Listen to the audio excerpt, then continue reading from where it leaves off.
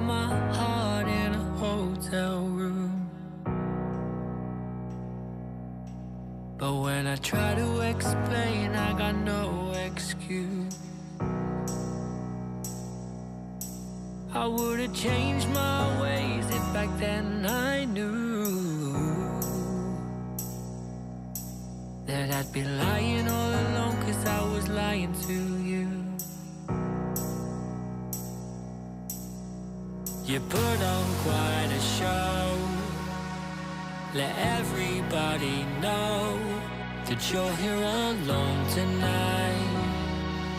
You should go back to mine, and let's pretend that we're still young.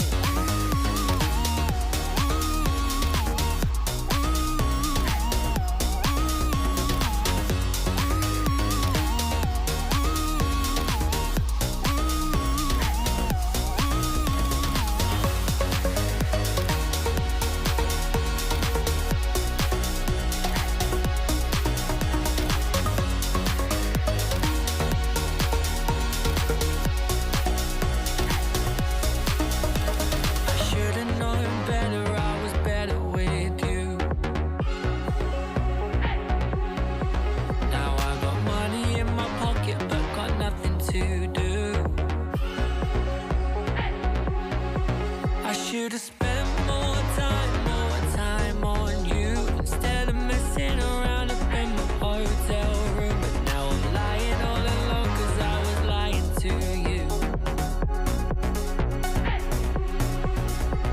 You put on quite a show, let everybody know that you're here alone tonight. You should go back to mine, and let's pretend that we're still young.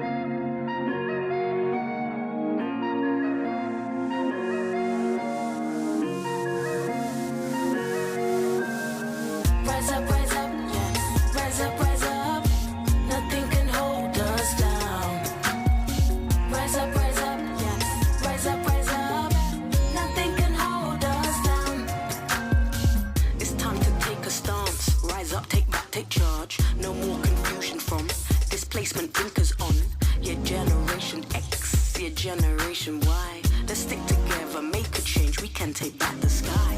Demand change from the powers cause it's necessary. Smoke and mirrors can't divide us, had enough already. Rabbit holes, debit flows, this ain't no Canterbury.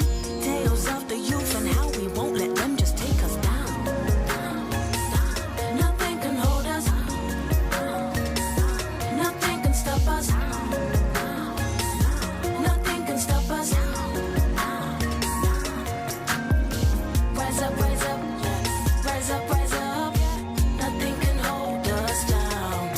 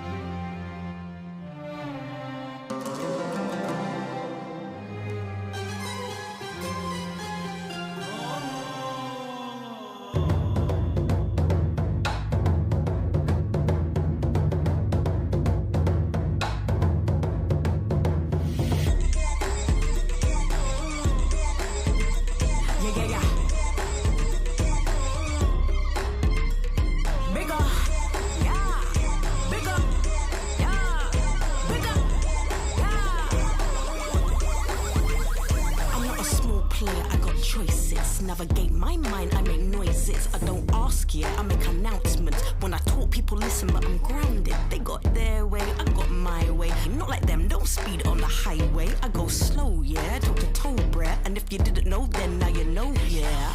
Take off like a shooting star higher. Watch close cause I'm building my empire. Big dreams help the youth we inspire. Taking over, so roll up. Bigger than me, you're not bigger than me.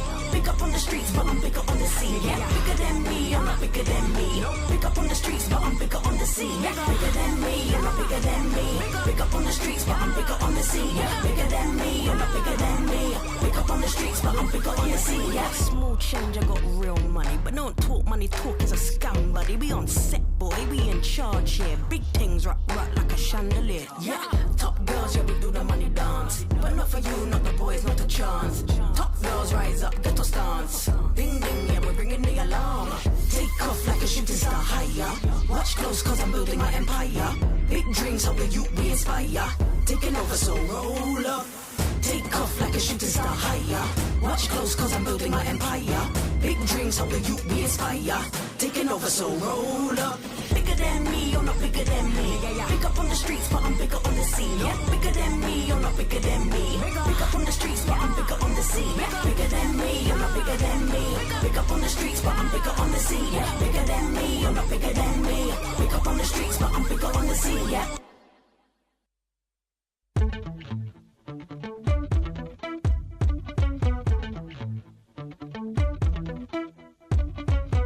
Want a little bit of my love, yeah, a little bit of this love that's special. Oh yeah.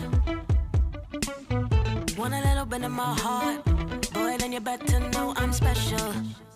Oh yeah.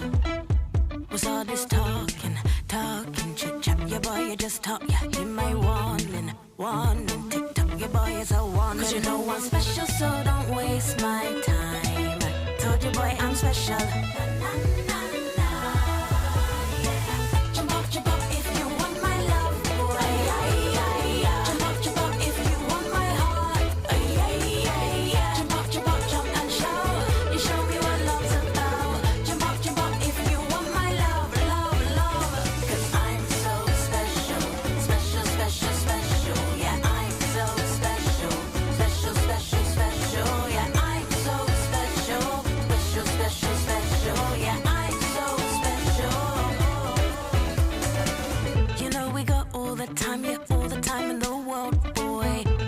Yeah, a little romance, cause I'm old school, yes, I am a boy. Let's dance till the sun comes up, then dance till the sun goes down. Fall asleep, then we're waking up, go again until the morning. What's all this talking, chit chat, your boy, you just talk, yeah, you my warning, tick tock, your boy is a warning. Jump up if you want my love, boy. Jump up if you want my heart, jump up, jump and show. You show me what love's about. Jump up if you want my love. Cause I'm so special, yeah, I'm so special, yeah, I'm so special,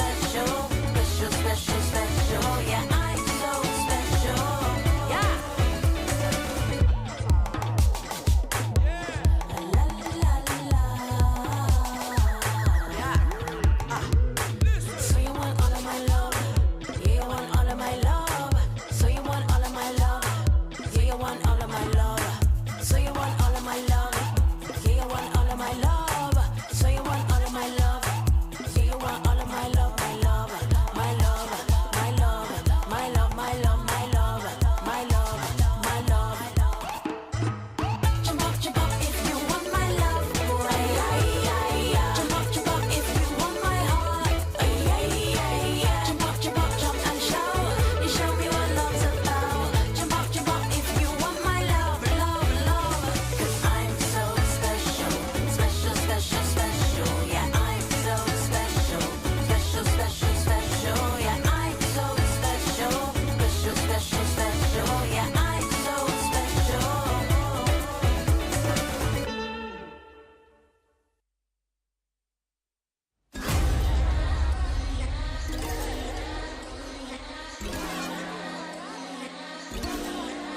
It's like most of the time you play on my mind, in my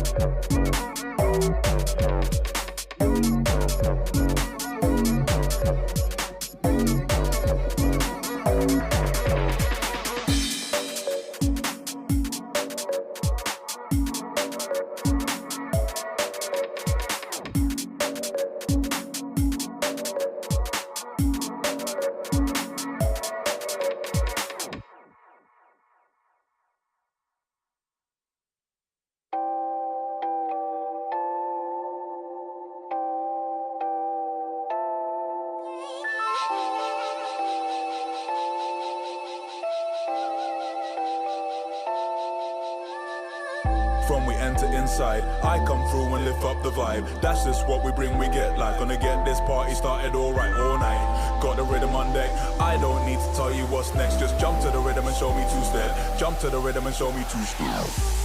Got my cup full, I'm fine. Head to toe in that drip, I'm wavy. Couple man I ain't seen from time. Couple girl I might move to wine. Like, hey miss, if it's no crime, would you let this one dance be mine? But even if the stars don't align, ain't no way I'm gonna lose my shine. It's pure vibes on the floor. You got drinks? Brought some more. Got my brethren, all about. We ain't rich, we ain't poor. We're just flexing on the ends. I might text a couple more friends and get loose. It's the vibe when the man run up inside.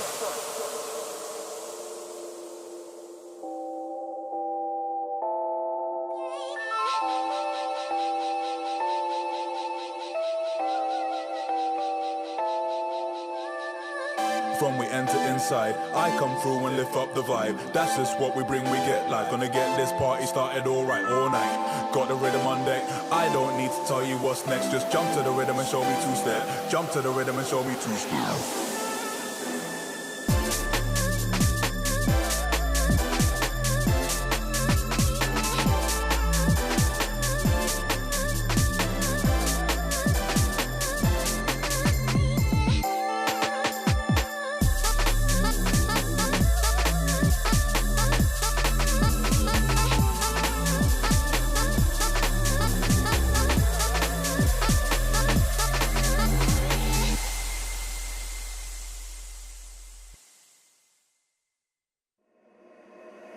Every move I make, every step I take, put your arms around me, let your light shine on me. When I'm in my darkest zone, when I'm in my darkest zone, you wrap your arms around me, you shine your light on. When the time for bring me down, now you dey ace me up. You keep me focused on the target, you dey give me the punch. You know me eyes, now the dark shine for me like a touch. Light, but it isn't cold and dark, you dey give me the sun. Light, now you know must have before give me the thing, right? And I want to tell you thank you for the love, the light, the ride, the hype, the tide, the fight. Now I dey with you, I dey feel so alive. Every move I make, every step I take, put your arms around me, let your light shine on me. When I'm in my darkest zone, when I'm in my darkest zone, you wrap your arms around me, you shine your light on me. Your light on me, your light on me,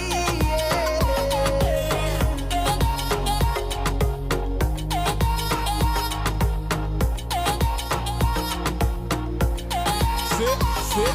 True love no Till the flow really sweet like a water. Hold tight, we together, tiggy tiggy one, tiggy tiggy one. Take me a watan, keep me warm, you in a matan. The one where they pick me up, put it like they really man a man. You dey keep me back on track, waiting no go like our plan. You dey butter me brain, I keep on sweet it on my jam. You the only one, me number one, say you not the one. Every move I make, every step I take, put your arms around me, let your light shine on me. When I'm in my darkest zone, when I'm in my darkest zone, you wrap your arms around me, you shine your light on me.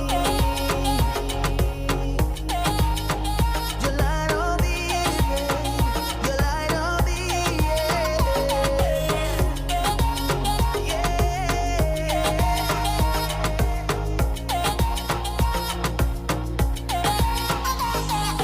Girl, me know I say we compatible. Give you anything, girl, for make you comfortable. Girl, me know I say we compatible. Give you anything, girl, for make me comfortable. You are see when I am down. You are need when I am down. Girl, you take me higher. Girl, you set me on fire. Whoa. Every move I make, every step I take, put your arms around me, let your light shine on me.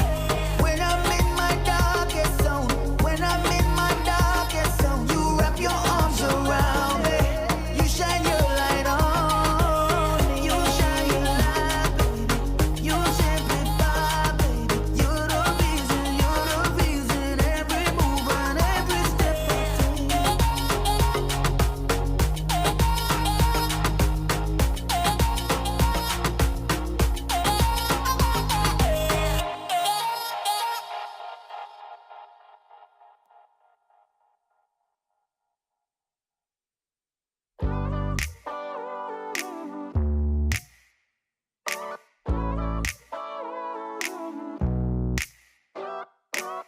I'm kinda like complicated. I never know what I'm chasing. No, I don't need someone to save me, but you appear like a lightning bolt. Maybe you're a wizard, 'cause you're busy, busy, busy. There's magic in your rhythm, like a shockwave to my system. Maybe you're a wizard, 'cause you're busy, busy, busy. 'Cause every time I'm with you, you're my one and only elixir, elixir.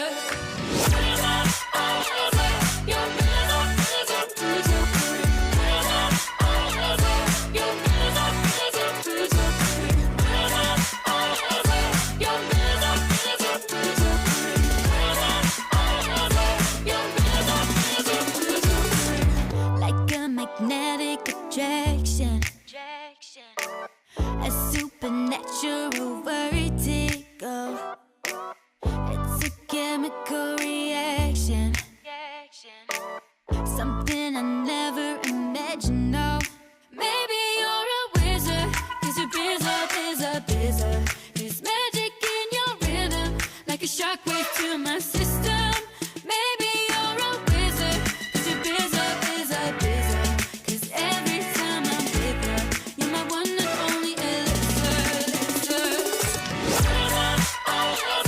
You're busy, busy, busy. You're busy, busy, busy. You're busy, busy, busy. You're busy, busy, busy.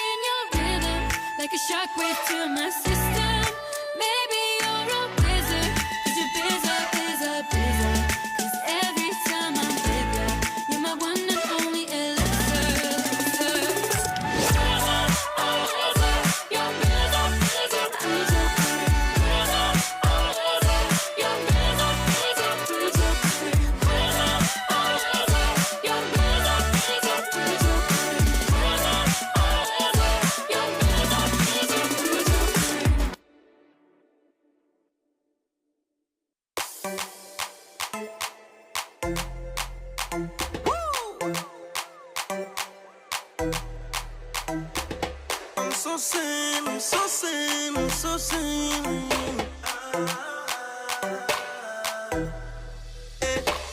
Baby, you can give it up to me.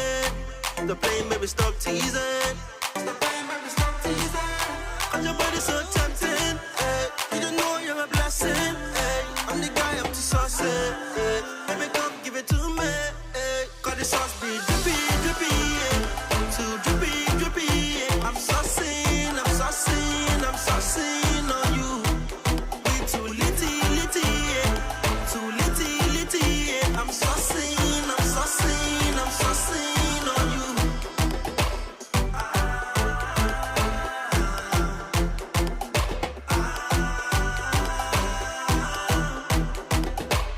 Baby, your body's driving me crazy.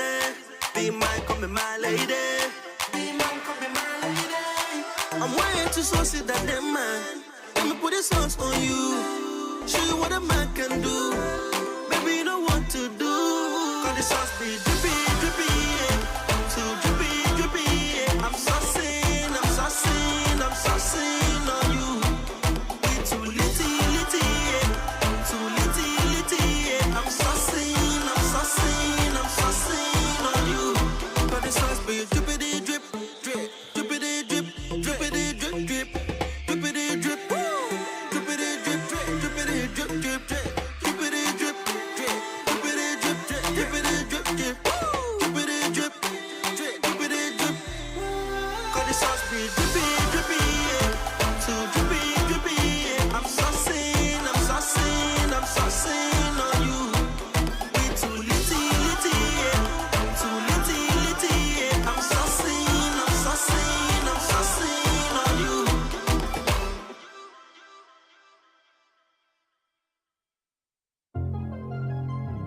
I be on my level.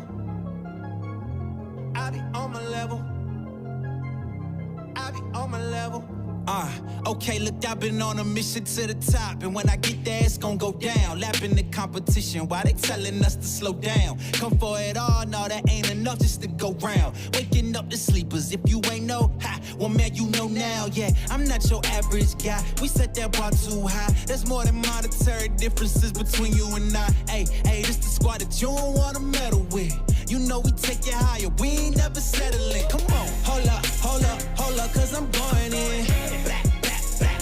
You know what it is. I be on my level, I be on my level.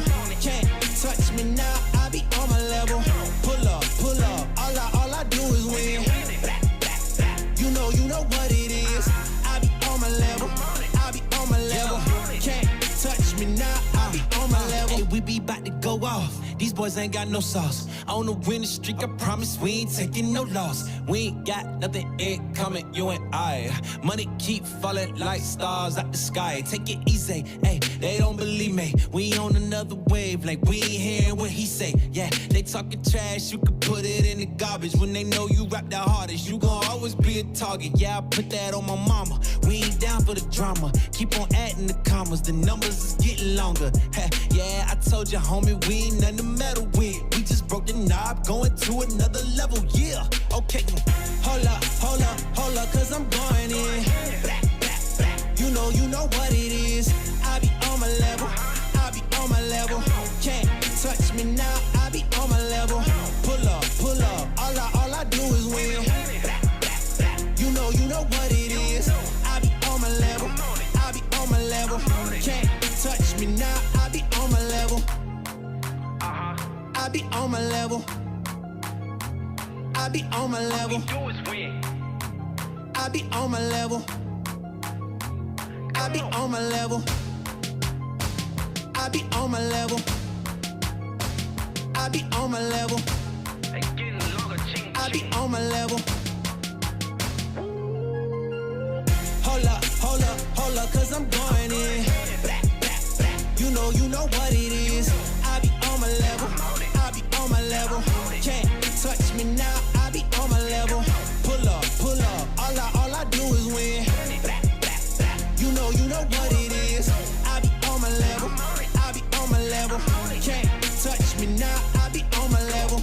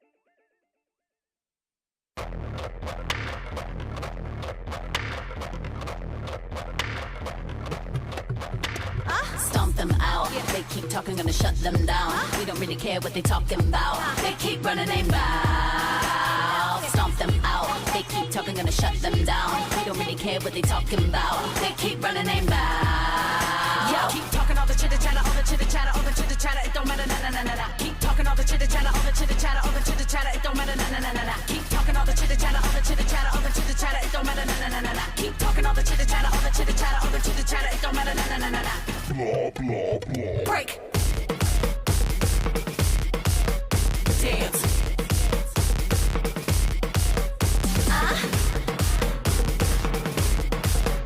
Dance. No way you see my team. No, we beat them all. Stomp them out. They keep talking, gonna shut them down. We don't really care what they talking about. They keep running their mouth. Stomp them out. They keep talking, gonna shut them down. We don't really care what they talking about. They keep running their mouth. Yo, keep talking all the chitter chatter, all the chitter chatter, all the chitter chatter. It don't matter, na na na na na. Keep talking all the chitter chatter, all the chitter chatter, all the chitter chatter. It don't matter, na na na na na. Keep talking all the chitter chatter, all the chitter chatter, all the chitter chatter. It don't matter, na na na na na. Keep talking all the chitter chatter, all the chitter chatter, all the chitter chatter. It don't matter, na na na na na. Blah, blah, blah. Break. Dance.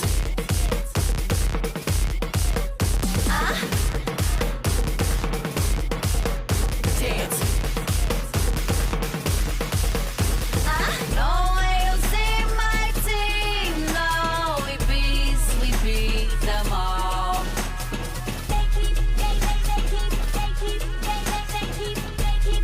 They keep running their mouth. Keep talking all the chitter chatter, all the chitter chatter, all the chitter chatter. It don't matter, na na na na na. Keep talking all the chitter chatter, all the chitter chatter, all the chitter chatter. It don't matter, na na na na na. Keep talking all the chitter chatter, all the chitter chatter, all the chitter chatter. It don't matter, na na na na na. Keep talking all the chitter chatter, all the chitter chatter, all the chitter chatter. It don't matter, na na na na na.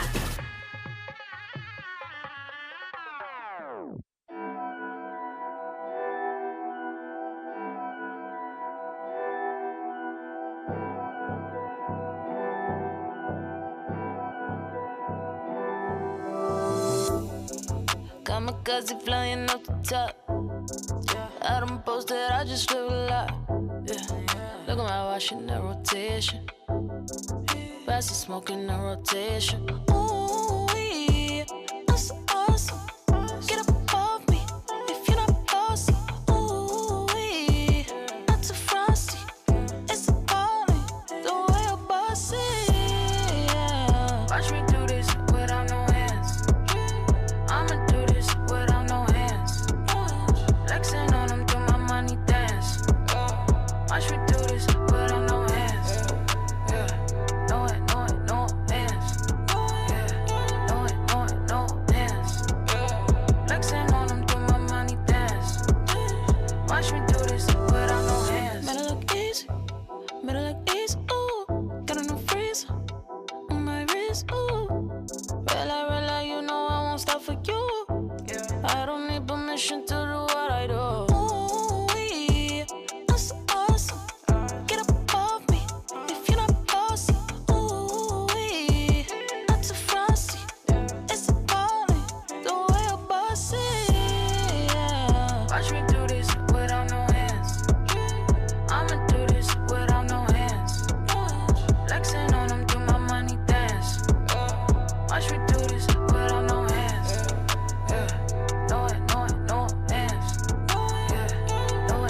no hands. Flexing on them, do my money dance. Watch me do this without no hands. Made it look easy, too easy. No pressure, no effort, believe. Undefeated, that's our key. Say you wanna smoke, but now you weed. Ooh, yeah. I'm a top dog, like Lamar. Get you put in park, Ooh, yeah. dripping in sauce. Green like boss, I'm gon' win regardless. Watch me do this without no hands. I'ma do this without no hands. Flexing on them, do my money dance. Watch me do this without no hands. Yeah, no hands. Yeah, no hands.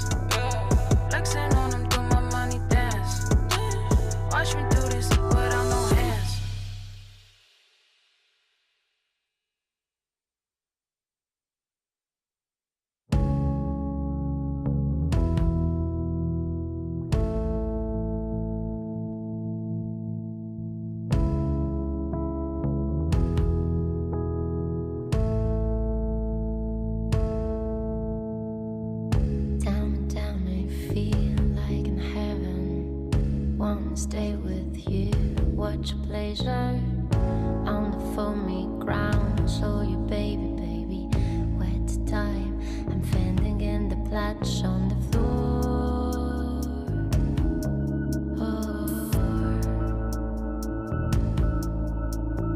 Wait tonight on the floor.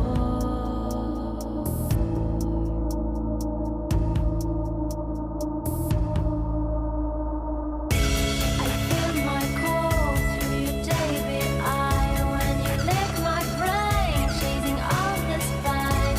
I feel insane, you drag me up. I love you when you wanna let me play. You feel the same, I'm watching you when I drink your water. You are ready to be all over me and over me.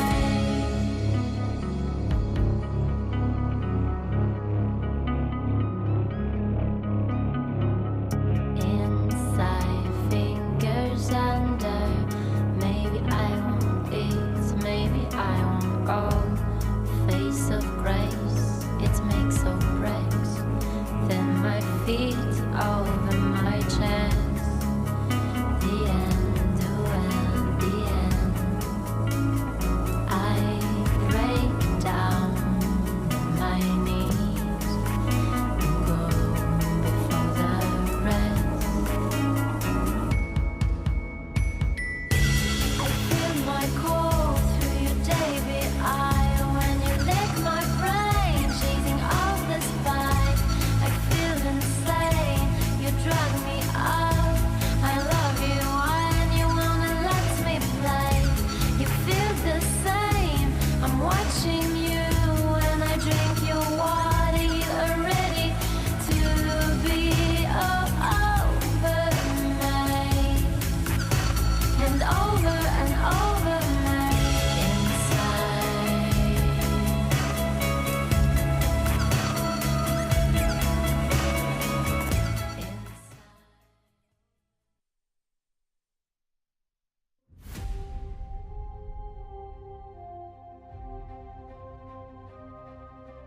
黄沙卷云天，故地硝烟。刀碑石刻，写残篇。将相王侯终不见，大业凡间。战火又熊燃，荣耀如山。一关放过二关拦，万马齐喑谁破法？吾辈当先。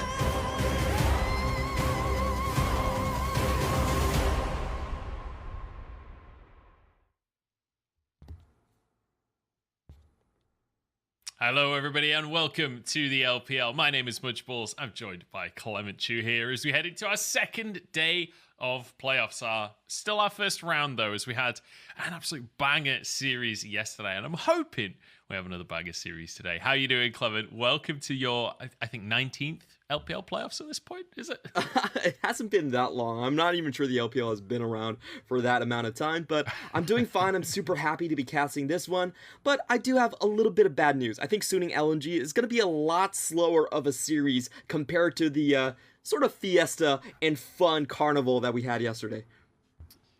Yeah, I think you might be right on that one. And we'll go into the identities of the teams a little bit as the show goes on. But let's first off talk about what we saw yesterday, because Rare Atom managed to get the first win of playoffs onto the board. You can see at the top left there, 3-2 over IG. And if you missed it, you missed an absolute party of a series. It was so much fun to watch. IG actually managed to lose the series 4-1 ultimately, because they definitely had won 4 of those games. It's just 2 of them they didn't manage to finish off.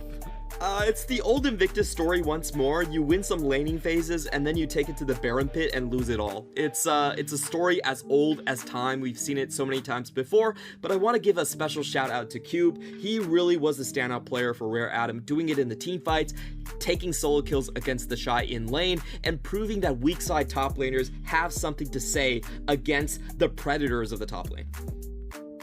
Yeah, that's the big surprise for me with Raratin was Cube stepped up big time. And he's going to need that because he's up against Nuguri next time around. But today, we're going into the lower side of the bracket. It's LNG versus Suning to kick us off. And it feels like on the top side of the bracket, a lot of insane top laners. Here on the bottom side of the bracket, it's all about the AD carries. Huanfeng versus Light today. It's definitely a matchup I'm going to be keeping my eyes on.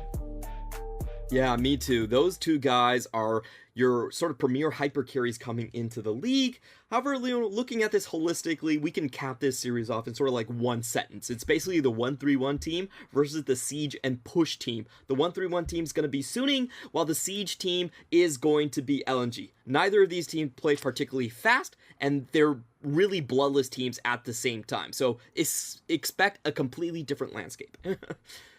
Yeah, this is all about trying to take down the towers and trying to outplay in terms of macro. And we'll see which team can get the better of that situation. But let's break it down a little bit more and talk about some of the team strengths. So let's start with Suning, as they're going to be the favorite coming into this one. They are the 7th seed coming into the series. You should expect them to be the favorite. The key players going to be Bin up in the top side, SOFM, and then, of course, Huanfeng, the prodigy AD carry himself. But we already alluded to it. These guys, they love to play towards that lane.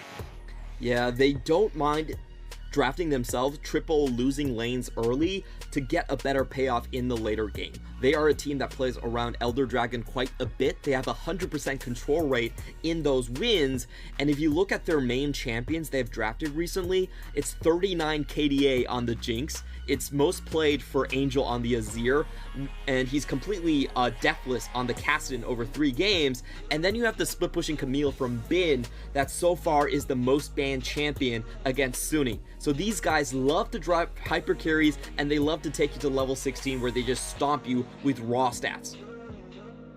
Yeah, I mean, you mentioned Bin there. When you look at his stats, the gold share especially is insane. He has the highest gold share of any top laner in the whole LPL, and when it comes to the lane differences that he's able to pull out, especially when he gets things like that Camille that you can expect might just be banned away today, he can really find advantages for himself. There's a Mariana Trench of a gap in the top side between Bin and Mikuya, and I expect Bin to play out his usual style. He is the league's premier split pusher. You can tell by the amount of gold that he gets. This man is always on the side lane. He's always accruing a CS advantage and chipping down towers. Especially against LNG, like we've alluded to, he's had a monstrous stat line. 9.5 KDA and plus 70 CS in each of the games that he played against Mikuya by the game's end.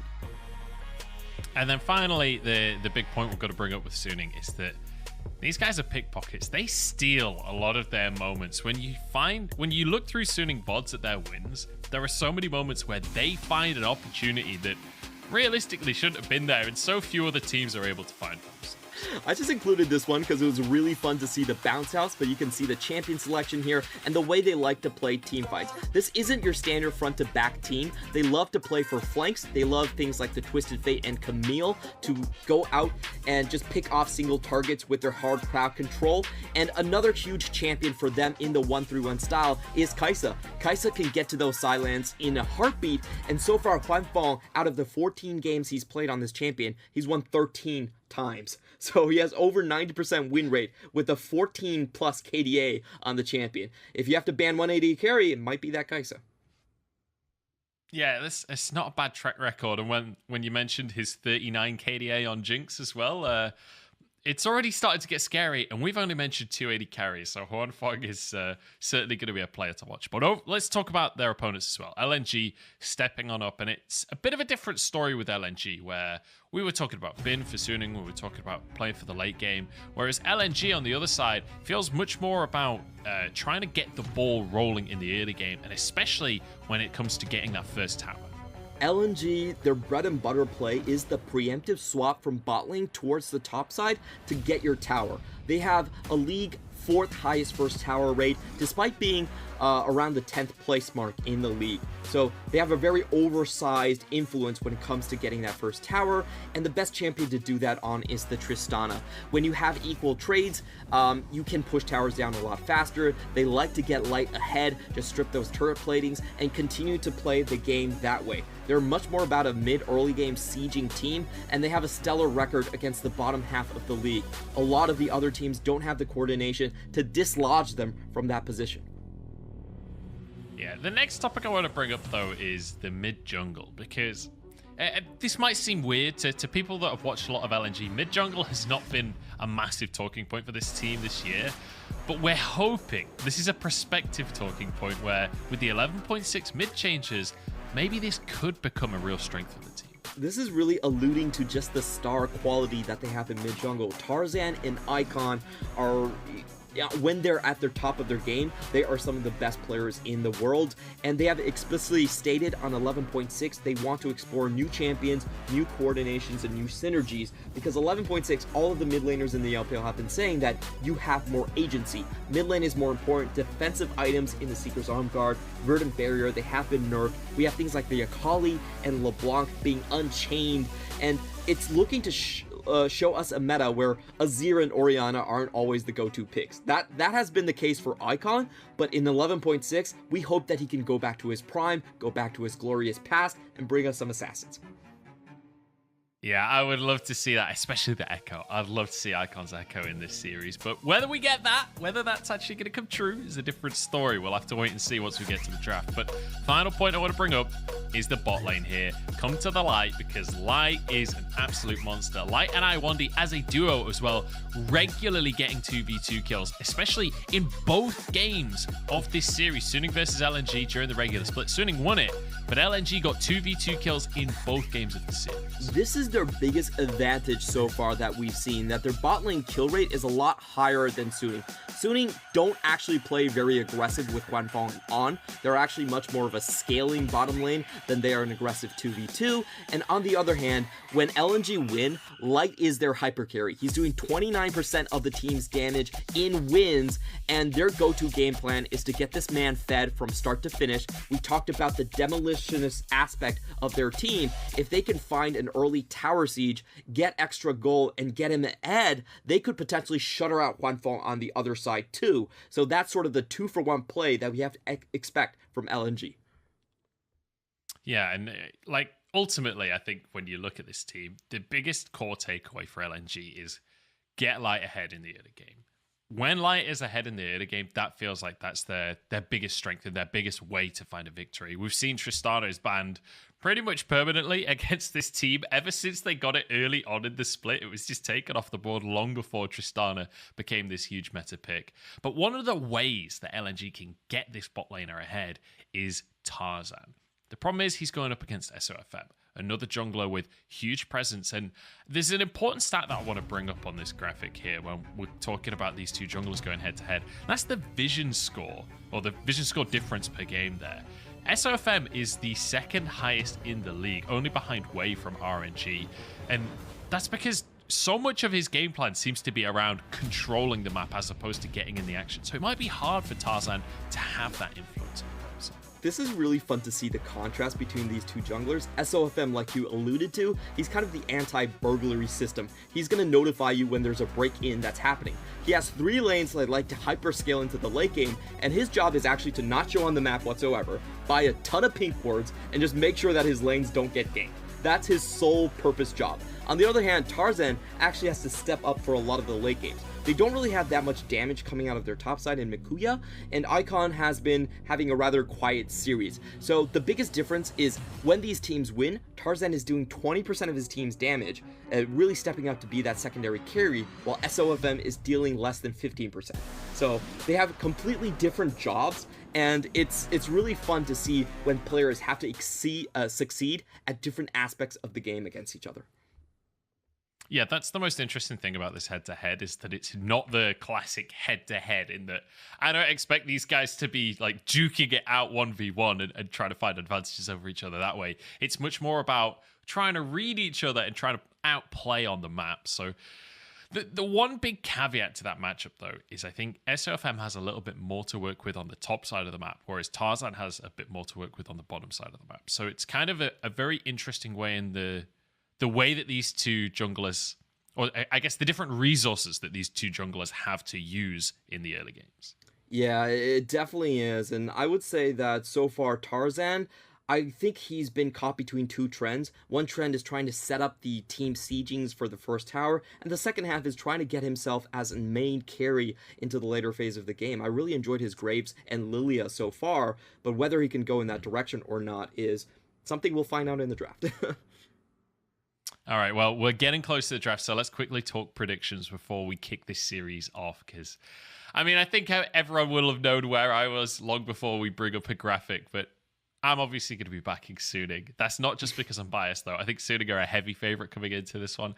I have given LNG one game because I think that Light and Iwandi as a 2v2 really can find opportunities in that bot side, and I think On might get caught out a couple of times here, so I can see LNG snowballing one game, but I think all in all, pound for pound, Suning are the favorite. Yeah, Suning have the better player strength overall. They have the better late game strategies, and they also just are a much better coordinated team. They can take team fights a lot better than LNG does, whereas LNG, I feel like they have a lot of shot calling issues when it comes to the mid-late game. So if you're kind of wishing on an LNG win, I think it has to come from something that we haven't seen before. We have to remember that Ale is still standing in the wings. He is a fighter top laner that I think is going to have more of a retort against someone like Bin, while on the other side, we are moving into patch 11.6, and this is a patch where Icon should feel incredibly comfortable in. This is a patch that should take him back to his heyday.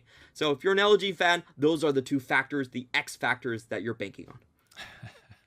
I'm not going to lie, Clement.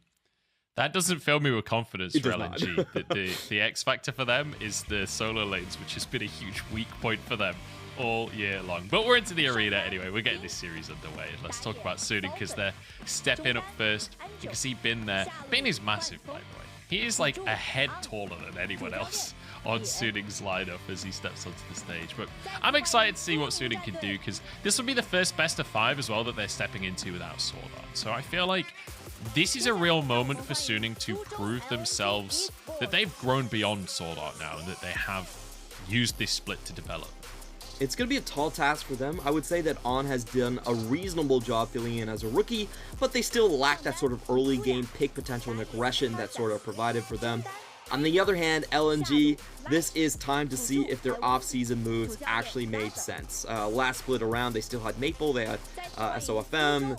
It was a bit of a discombobulated roster where they didn't really succeed in any of their goals. This time around, packing a lot more star power, getting Tarzan back into the lineup, and we finally want to see whether this Icon-Tarzan duo can shape up to challenge some of the top mid-jungle combinations we have in the league, and that's going to be our highlight matchup indeed. Neither of these matchups, you really think of them as mid-jungles.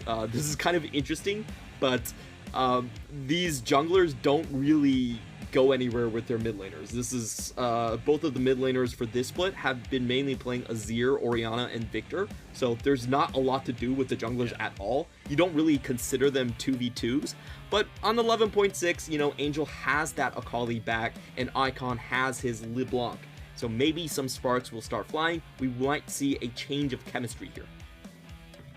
I hope so. I really do hope so. My only concern is even when patches do have dramatic changes, often it takes a week or two for teams to start to really adapt to those changes. So even though there are these mid lane changes, I'm a little worried that we're going to see the same old like Azir for Angel, same old Victor for Icon, and they might just not adapt at least for now. Then we'll see that stuff later on in playoffs. I hope we get to see some crazier stuff early on though, and a bit of aggression from these two teams, because especially on the side of LNG, I feel like the win condition here is to try and play a bit quicker. What we've seen from them across the split is actually they are a team that likes to go for some early scraps. The reason we didn't really show any of that is because, unfortunately, a lot of these early scraps don't actually go that well for LNG, but I think if they tidy some of that gameplay up, there are a few games we've seen where they went for some early scraps around Herald specifically, and when they got the Herald, they knew how to use it. They knew how to snowball off of that. So if they can find those opportunities, that could be a real win condition for them. Yeah, just going by what we've seen so far, LNG's bottom lane, I say, has a fairly good shot of winning out the 2v2, and maybe they can use that to go to the Herald like we were talking about, get that first tower going, and that's kind of one of the strong points for them. From LNG games, their best sort of strategy is to keep themselves ahead the entire time. When they are consistently ahead, they actually have a pretty fast game win time, and they can close things out rather cleanly. This is not a team that actually likes to take a lot of sideways skirmishes. They're not a bloodthirsty team like most other teams in the LPL. So they will play rather slow. We should have a really methodical game plan coming out for them. And I do see that as some sort of a strategy that can work against Suning, because Suning, their lanes tend to be very, very slow. This is not a team that gets a lot of early action going. They like to take their time in setting up their hyper carries. So if LNG can get going early, we could see some differences there.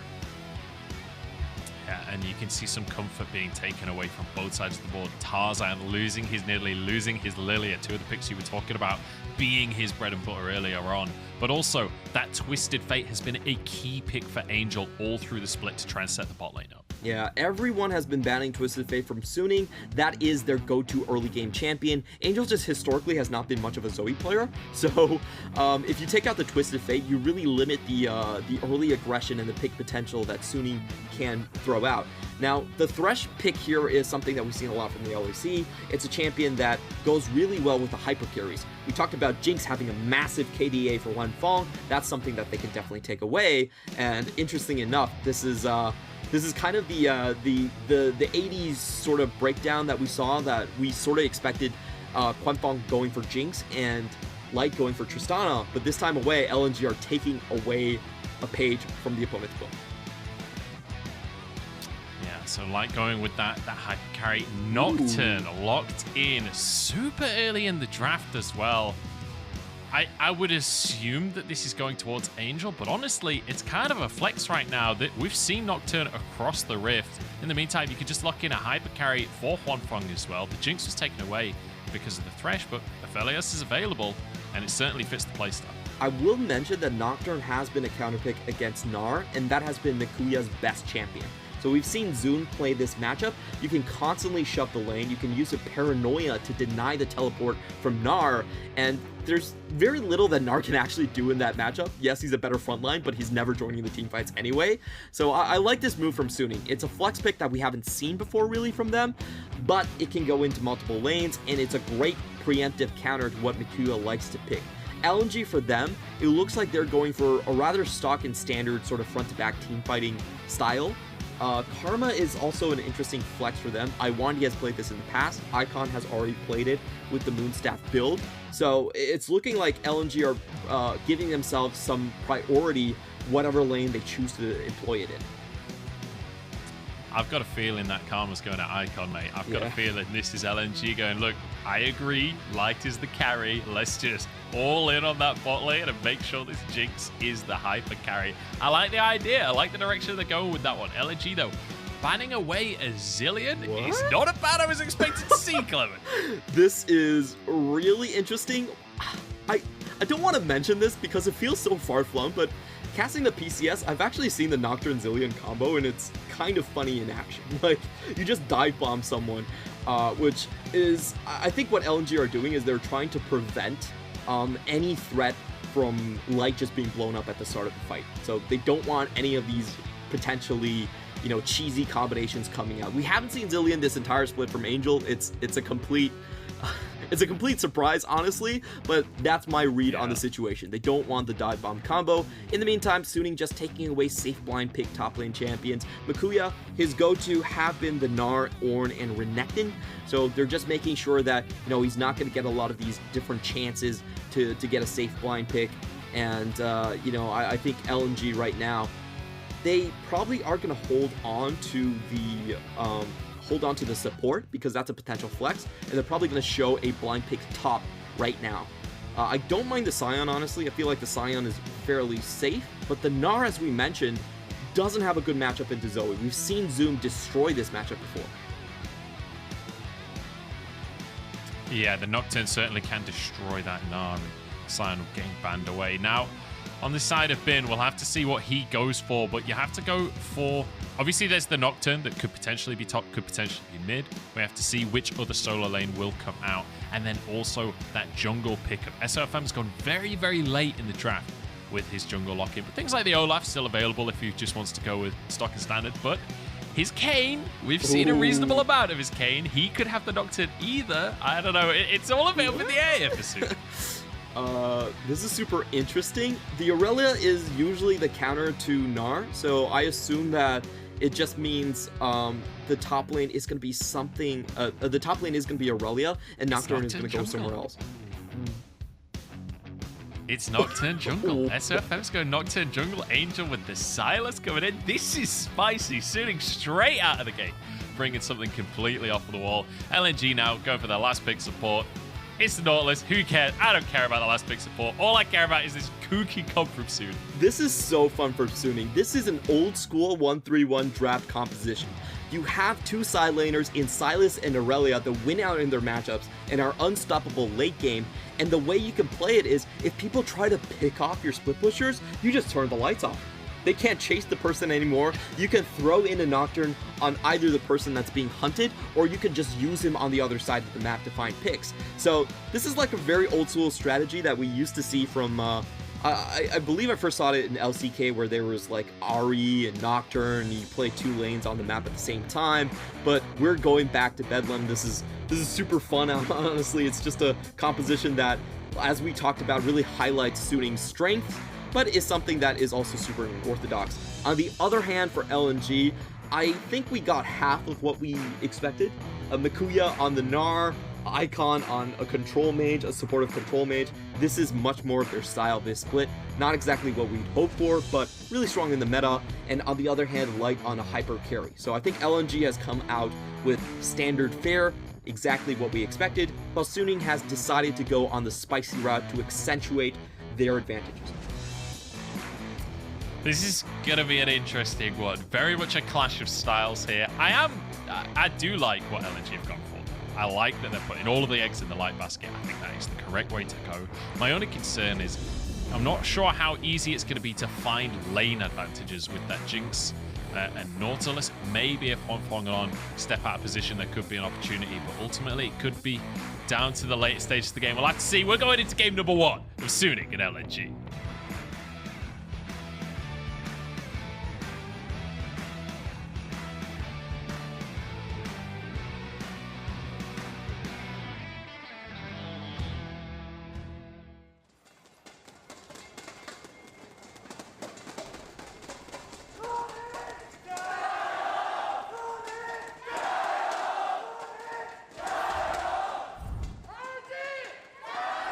Here we are going on to Summoners Rift for Suning versus LNG. You can hear the gyos behind me as it's all kicking off here. We've got a spicy draft to kick this series off. Both of these teams, by the way, have never won the LPL before. And I just want to quickly mention something, because the last 4 splits, we've had brand new champions in the LPL. Each of our last 4 champions, it's been the first time they ever won the LPL, which means to continue that trend, it'd have to be either RA, Suning, or LNG to make the miracle run all the way through the gauntlet. This would be the beginning of that journey for either of our teams today. I've got some bad news for you. I'm not keeping my hopes up high for that to really happen.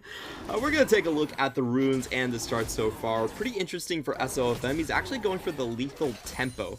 So this is not typically the rune that we see a lot of the times. It's a lot less burst damage coming in, and it's more of a chase down rune. So this is going to work really well in the side lanes, but less in the bottom lane 3v3 sort of gank style. He really is indexing into that late game, and oh my god, Angel with a huge trade early on.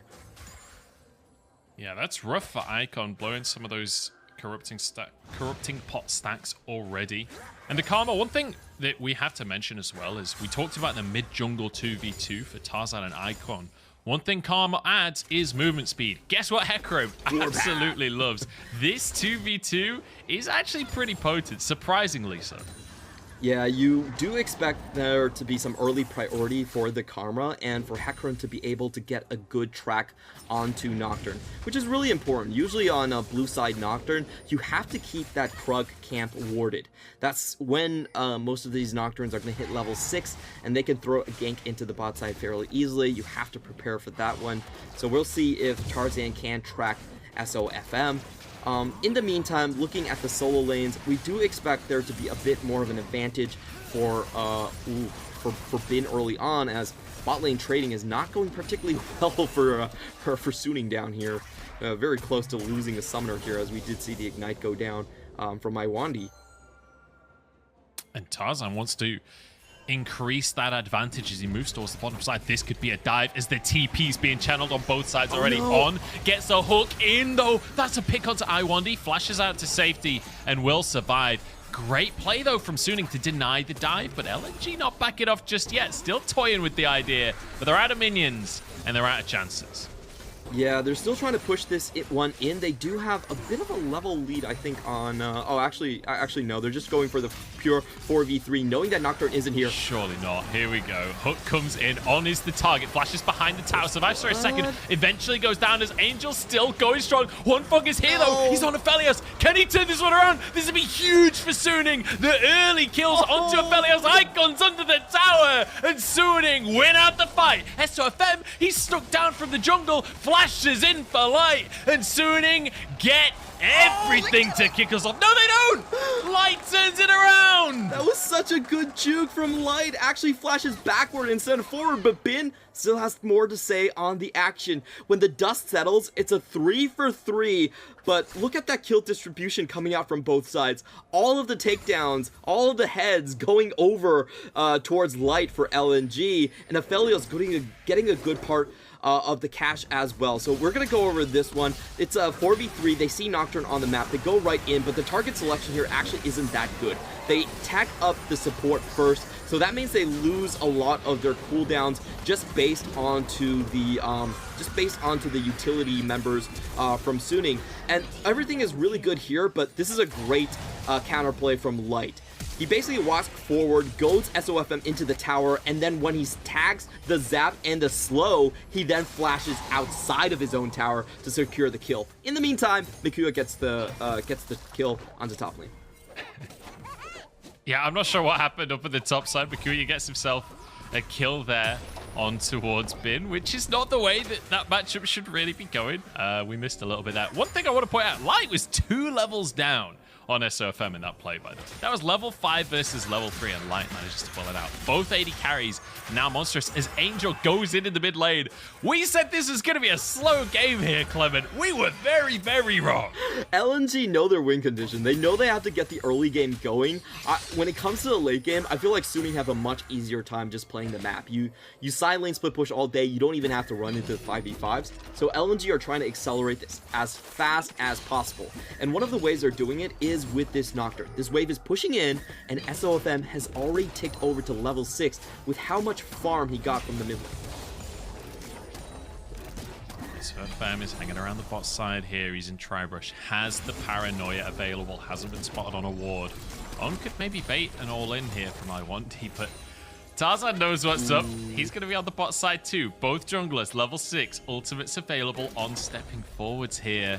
This could be disaster for Suning, because Light is pretty huge. SOFM, though, will go and clear that ward. Iwandi tries to engage, but Spell Shield denies it. Iwandi now going to be feared as Angel has moved on down, has stolen Karma's ult, but doesn't even need it as Huanfeng gets his 3rd. Yeah, that was a beautiful collapse coming in from Suning, making sure that Iwandi, without the flash, would have to walk into River, into the waiting arms of Angel. That's a very easy pickup kill from them, and I was holding my breath. I felt like that was going to go terribly for Suning, as LNG had the vision advantage, but doesn't end up there. Iwandi just with a bit of an overreach. Nicely done here by Suning to punish Iwandi, and even though Tarzan was there, LNG couldn't really commit to the answer because Angel was able to get out of that mid lane. And I think that's an important distinction here is we saw the Twisted Fate ban coming out from LNG, respecting the fact that Angel loves to grab that Twisted Fate and make his way down to the bottom side. Here on the Sylas, you can do a very similar thing where you just push that wave out and get out into your side lanes. Yeah, and this matchup really isn't going the way as LNG would have hoped for. They wanted to just go with the blind Karma, but with Kingslayer, it's very easy for Sylas to just farm up and ignore the damage that Karma is throwing towards him. We see Icon going for the Grievous Wounds item for mages right off the bat just to make sure that he can put a little bit more damage on. And right now, LNG is actually like sole lane that is slightly ahead is Mikuya's lane. It's been the top lane that is trying to still keep themselves afloat here, and I have to struggle to say that's where they really want to be. I don't think top lane advantage really means that much in this matchup for LNG. So I do expect to see Tarzan maybe try to prop up Light even a little bit more. Huanfeng has a massive bounty on him, and if they can close down that kill, that would be great. They're not going to be able to for now. It's been moves down. This will be the Herald taken here for Suning. Another advantage for them. But I just want to point out how great it is that we're talking about these two teams and hang on, Icon's in trouble mid. No, trade is going to end. We're talking about these two teams and the strength in the AD carry on both sides. In fact, the strength of the AD carries on this entire side of the bracket. But we start the game off with Huanfeng and Light both having 3 kills for themselves. What a way to accelerate that AD carry storyline, because both of them are in a position to carry these games. It's really funny, but bottom side of the bracket is meant for bottom lane. It doesn't mean about the position, it just means about the quality of bot laners that we have there. Jackie Love, we have Chomong, then we have Light and Huanfeng on the same side. It's absolutely insane how stacked this bottom side is for ADs. It's kind of hilarious that the top side of the bracket has all of the really great top laners as well, with Xiaohu, Zoom, Nuguri all up there. So it's kind of a hilarious fact of the bracket, but I'm amazed at how quick-paced this game has been so far, Clement. We're 4-4 on the scoreboard. When we're looking at these two teams, they are 2 of the slowest teams in the LPL. They're also 2 of the least bloody teams, if you will, in the LPL. So we were coming in expecting this to be slow, expecting this to be all macro focused, but so far it's been an absolute brawl in the bottom side. The pace has slowed down, but SOFM has that Herald in his pocket, and I think that could be the next moment of collapse here where we see the teams really scrap up. Yeah, I think what LNG are planning for right now is they're putting all their eggs in the same basket. They want to go for Drake stacking and 5v5 team fights. The way Suning want to play this is they want to get over, just probably sneak 1 Drake, make sure the timers are delayed, and get into a late game where they can 1-3-1. I think the next Drake is going to be really important. You have Suning with the Herald to potentially set up a diversion, a fork, and then they also have the triple dive coming in from Bin, Angel, and SOFM. So I think the next team fight, you're really going to see Suning kind of go all in onto Jinx. Make sure that she's not this far ahead and this accelerated. Make sure that they can still take her down when there's a market experience difference coming in from the dual lane. And just make sure that the Drake timer also gets delayed. So I do think Suning, this is going to be a huge play for the next play. We're going to have to pay close attention to where the vision is set and whether the 3-man can find it out. They're going for Icon in the mid lane here as Angel starts that trade off. Doesn't overcommit though. Will get traded back on a little bit. LNG moving to the bot side. On has to face check, but immediately everyone flies into the play. But there's a TP. They were waiting for it. Suning bait the play out, and Tarzan will fall to Huanfeng. Now Angel and SOFM diving at the backside of the fight. They won't find more, but they will find an opportunity for this Herald. That was a beautiful execution of the paranoia combination that we're talking about. Once you hit the ultimate, no one else from LNG can actually join the fight. They were sitting on double TPs from their solo laners, but they couldn't make it here just because of the Nocturne. Suning went out of the bot lane because of the paranoia. Herald drop, but I don't think they can quite commit to the tower here. Now the answer, the TP coming, but the spell shield blocks it. Iwandi has to flash, and Icon arrives. Huanfeng survives with the flash, on blocks the rocket. Suning somehow get away with it. What a great goalie of a support. He makes sure that Wonfong doesn't give over that massive bounty, and Angels is still hanging around the side. Talking about diving into the back line, Angel is going to be so damn scary because he does have that depth charge coming out from Nautilus. It's a 0.8 AP ratio, and if you give that sort of a nuke to a Silas, Light is going to have a very hard time staying alive, especially without his summoners. Look, this is a genius game plan here from Suning, because when you think about it, when you look back at... All right, let's take a look at this fight first, and I'll come back into this one. Yep, so you see here, Paranoia is used, and then the TP comes in from the side of Suning. It means that no one can join from LNG. They're sitting on double TPs. They cannot use them, and Suning just win based off of the numbers advantage that they have. Really smart, clever play coming in from them. Now LNG trying to claw something back in the Drake fight. SOFM having to flash away from that one as vision control very much in favor of LNG. Drake up in a minute's time is Angel desperately trying to vie for mid-prio, but forced away by Icon here in mid lane. And when we look at how these two teams played in the regular split, it was Suning that won the series 2-0, but LNG getting 2v2 kills every single game in that bottom side. But it's genius here from Suning. You can't get 2v2 killed if bot lane is a 5v5. Oh, I got it. That's actually insane. 200 IQ, 5 head plays coming out from Suning. Just making sure that, hey, if your 2v2 can't win, then at least the rest of the team can. And Iwandi, I'm sorry, but you're just trying to get vision at the wrong moment. There's nothing Iwandi can do here as SFM just flies to the bot side again. And SFM just going to slam in all chat jungle diff there as he manages to get another gank off in the bottom side. And I'm amazed at how few assists these two junglers have, considering how many kills there have been in the bottom side. The junglers have been there every single time. The scoreboard doesn't seem to reflect that at all. Yeah, I think it's mainly been zoning ultimates coming from the side of SOFM. Tarzan knows that they've lost the bot side completely. They're going to have to find something in the top. And I do want to point this out, but Bin has actually been doing a good job in the 1v1 versus Mikuya. We saw the first blood go over to Mikuya's side, but Bin has been able to claw back the CS lead. And, you know, that pretty much means that LNG's sole winning point on the map is no longer in their control, and we should expect, once that Blade of the Ruin King hits, Bin to start the onslaught with the silent split push. Yeah, in the meantime, though, Light does have his Kraken Slayer now, so a good spike here. One thing to bear in mind as well is both of these AD carries will spike on 2 items. When you think of crit AD carries, you always think of the 3-item spike, but it's important to remember that with Hurricane, both of these AD carries will get into a really strong teamfight position on their second item. So keep your eyes on the scoreboard for that one. There's still going to be a full Zeal item away from that for now, though. But that next Drake in 4 minutes could be a huge point of contention, but before that, Herald will be spawning shortly. You can see pings galore, both teams start to move over. Yeah, and this is one of the few areas that LNG can actually come back into the game. They are a much more focused 5v5 team. I feel like they have a better front line in terms of Hecarim, Meganar, and Nautilus. So if they can keep Light well protected and just make sure they close off that sort of a gap in the Herald, they should be able to take this fight even with the gold deficit. So Suning have to play this very carefully, and I'm not sure they really want to fully contest. They have to dive Light in order for this to work, but oh no! Oh, he got it!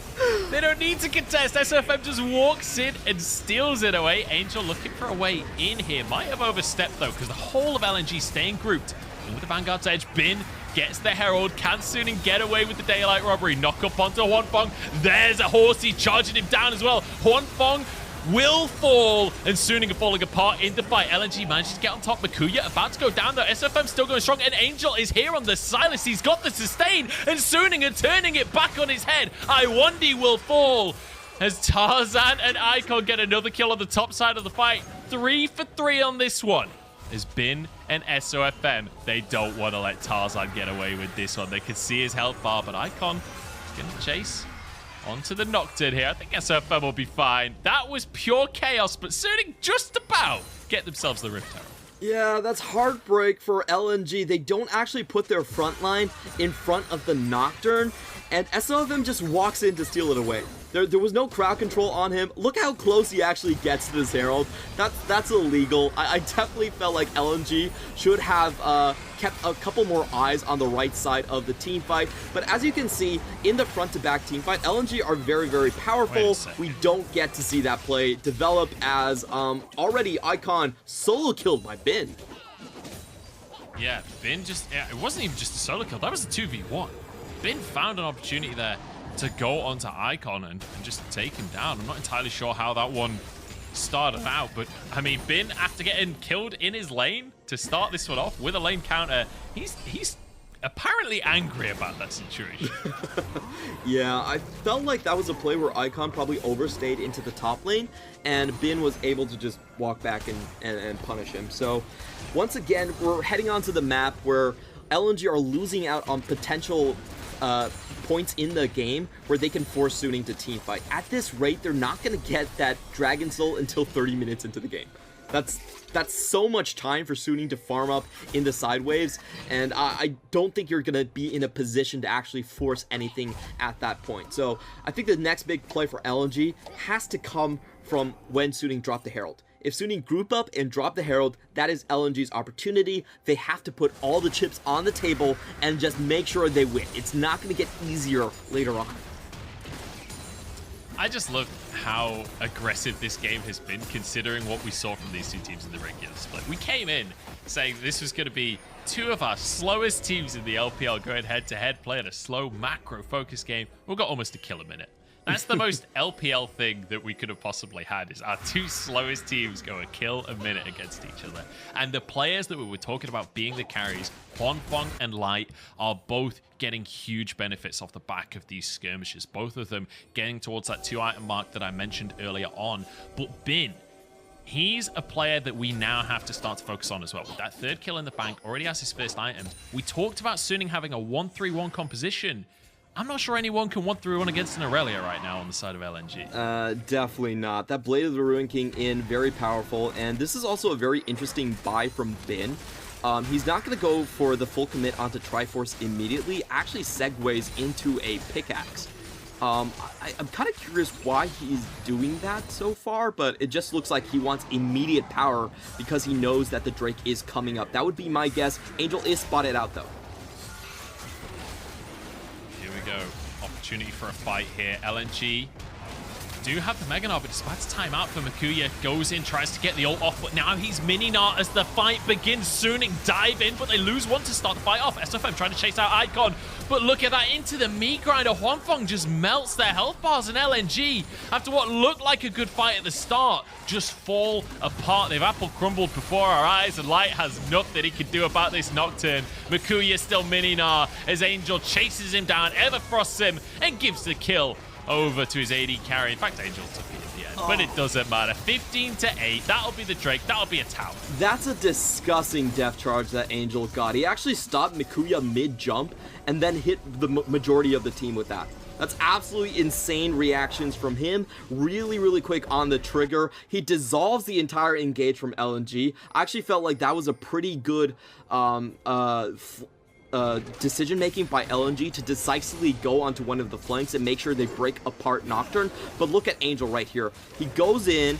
He, let's see what ultimate he steals again. He gets the death charge here, and look at how many people he stuns. He gets a 4-man stun and stops Mikuya's engage, allowing for an easy follow-up from the rest of the team, and it's just pure gravy cleanup from that point forward. Absolutely disgusting play coming out from the Silas. It feels like everyone is firing on all cylinders today from Suning. Even On is playing exceptionally as well, which he has been one of the weaker points of the roster across the course of this year, but feels like Suning, a team that we've criticized for being inactive in the early game, are more than willing to pull the trigger here today. They have 15 kills on the scoreboard. This will be their second Drake. They only have one tower taken down so far though, which feels like that's the next target on the chopping block for Suning now, is to start to break this map open. I will say I really feel quite poorly about Nautilus. We have to remember Nautilus was a last pick coming in from LNG, and they already saw the Silas. when your composition is all about protecting your Jinx, giving Angel a 0.8 AP ratio nuke onto your own backline feels really, really bad.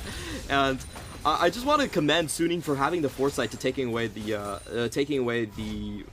Tom Kench. I felt like that was actually pretty critical in their draft phase. They sort of mapped out what champions that Iwandi would go for, and they had the perfect anticipation answers in the Nocturne and the Sylas to punish this sort of single carry composition. Yeah, it's a difficult decision there at that point in the draft for LNG, right? Because Alistair ain't that great against the Sylas either. Giving him the Unbreakable Will certainly doesn't feel good. Angel has this onslaught of shadows to use though, so keep your eyes on that Sylas because it's absolutely devastating with his AP ratios if you can get it across the whole team. But I want to look on the side of LNG. We've been looking at this game through Suning's eyes for a lot of it because, you know, they're 6,000 gold ahead at this point. They've got 2 drinks. You can understand it. But for LNG, what's the game plan here? Because we said they needed to get ahead early. That's not happened. Is there a redemption story available for them as Baron is actually just getting started by Suning?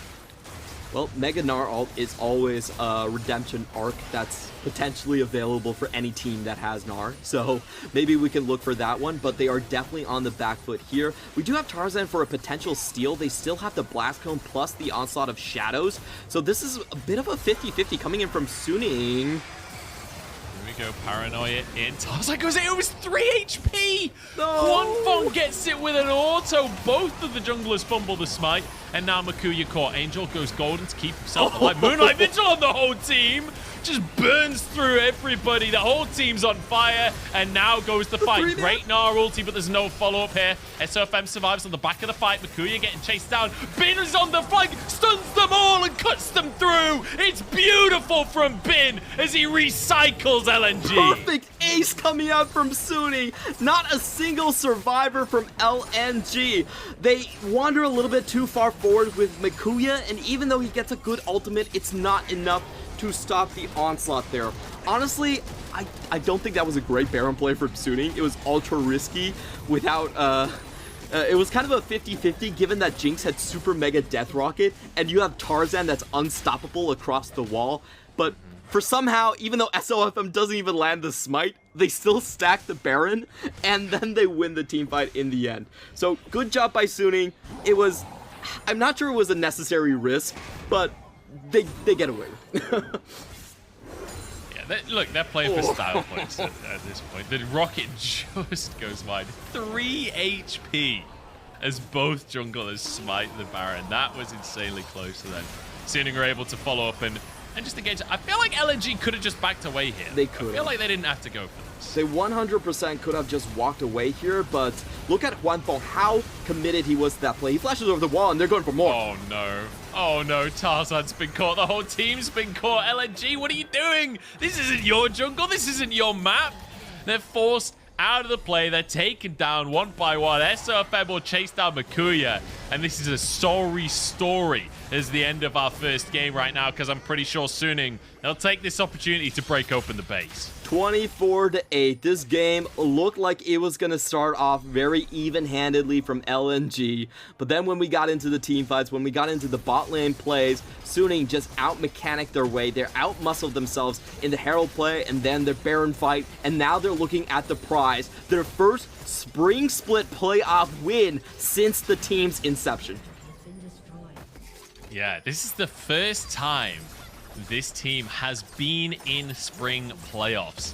Suning as an organization had never made it to spring playoffs before. They'd always made it in summer, never in spring.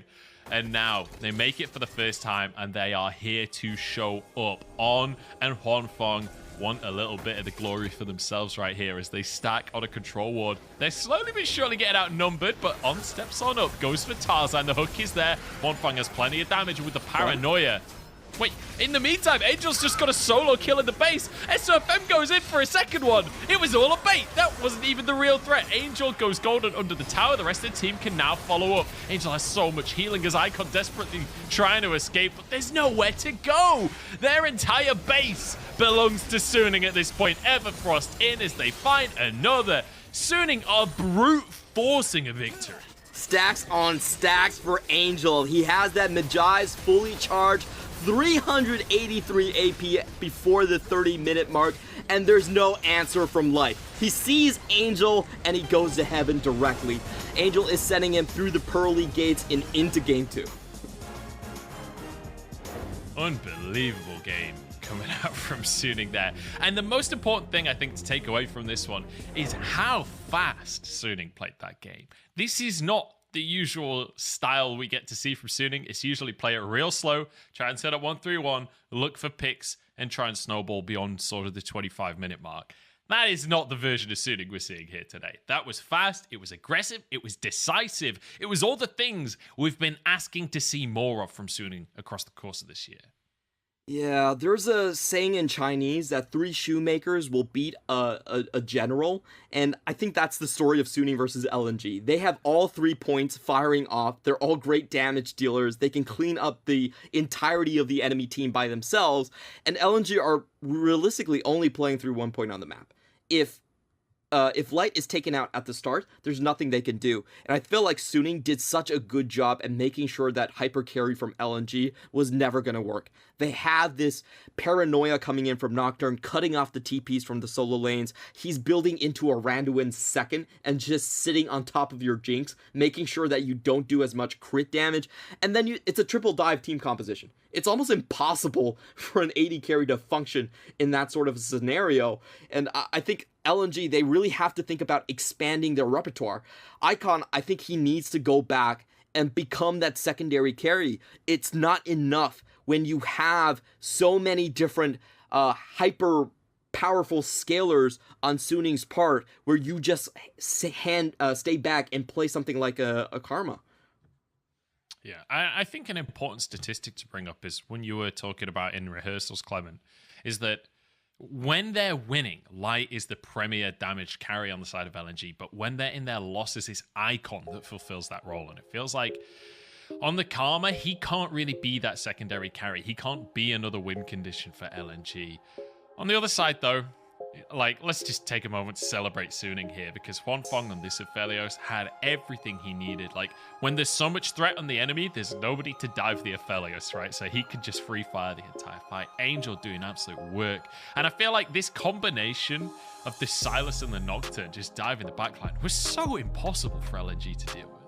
It's a great counter to a single carry composition. There's no way you're going to be able to dodge out on all 3. And honestly, there were so many good ultimates for Angel to nab. He has the Mega Gnar, he has the Onslaught of Shadows that actually makes him unstoppable even, and then you also have the Death Charm. So honestly, what is Light going to do?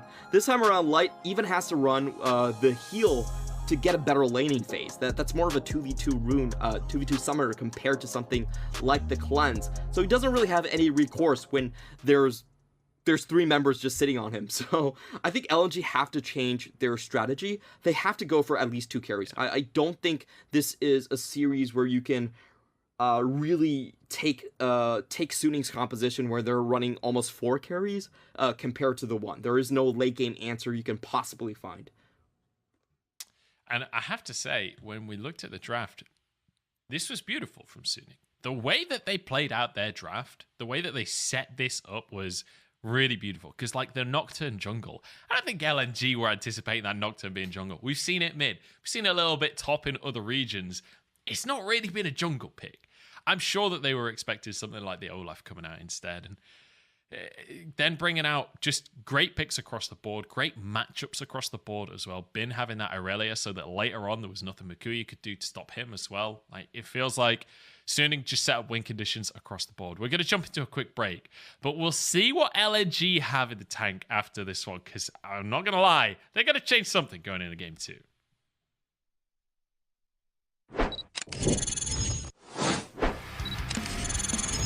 Keep himself safe and the rest of the team now arriving in the fray. Zip goes down as Nuguri is on the chase. He's charging along with his flaming sword. He wants to cut them to size.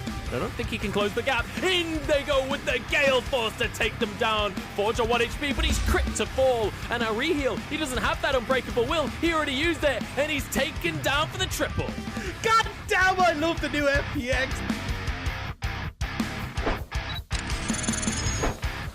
Should and will are two very, very different words. As you can see, WE, they're trying to push themselves in. They know it's a 4v4. If they catch someone out, if they catch Wink out, he doesn't have anywhere to go. They jump in, Hexa goes later, and a three-man shockwave is a perfect combination. They can't get the lilting lullaby. They can't get anything else going for them, and Team WE will mop the floor with IG. Perfect engagement.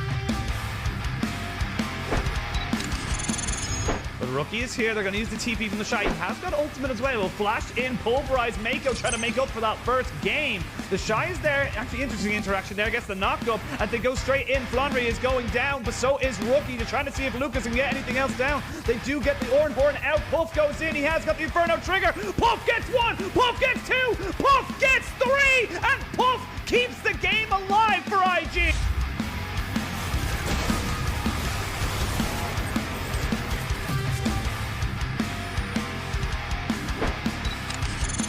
Back while this dragon's being taken. Now the TP being committed here by Scout. Does not have the Shrima shuffle just yet. They're going to try and commit to this one on top of the dragon. They get in, but they do not get the dragon. That's third Drake here for EDG as the fight ensues. The rest of EDG trying to keep themselves alive. It is Bubi who falls, but they trade it for JJ. Massive three-man knockup. It's a quadra kill out of nowhere for Viper, and they're going to try and gift him over to the Penta. They are going to give him over to him. Viper gets himself a Penta kill.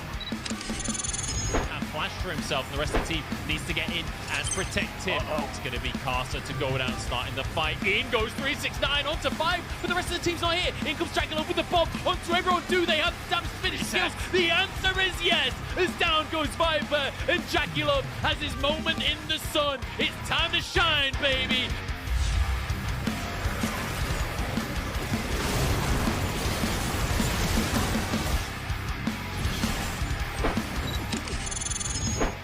Trouble though, has to flash, stunned against the wall, but he's far away, so they can't commit to the play. FBX trying to start this Drake up as Breathe gets aggressed upon by LWX. Might just be able to swipe, but he misses the Vanguard's edge. And so huge stun onto LWX and Baseline trying to finish off the kill onto the AD carry.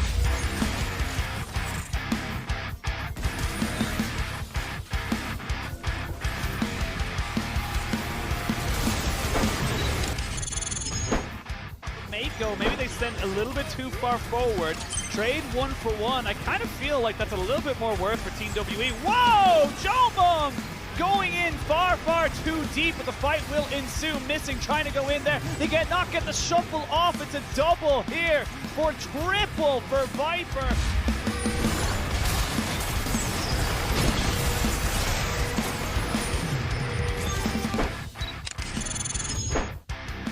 And this is what I was saying. If there's a pick, then it just goes out the window. As Lila, he's trying to time it, and Wooming's committing as well. Omg say, all right, let's fight then. But Angel picks up yet another kill. Golden, as that's what then absorbs the damage from the rest of the team. But the shuffle out, the interaction perfect. This is why they gave this pick to Angel, as it's a quadra kill. And you know what? It's penta time for this mid laner. Killed by Haro.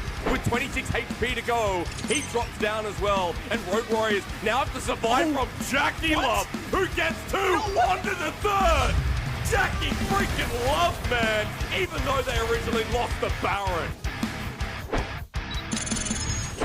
Do anything, but they have the Rift Heralds. They might look to go for an engage in mid, try to take that turret. Cryan clears the way, so they won't quite just get it, but a Magnet Storm is insane on top of the lilting lullaby. That was beautiful.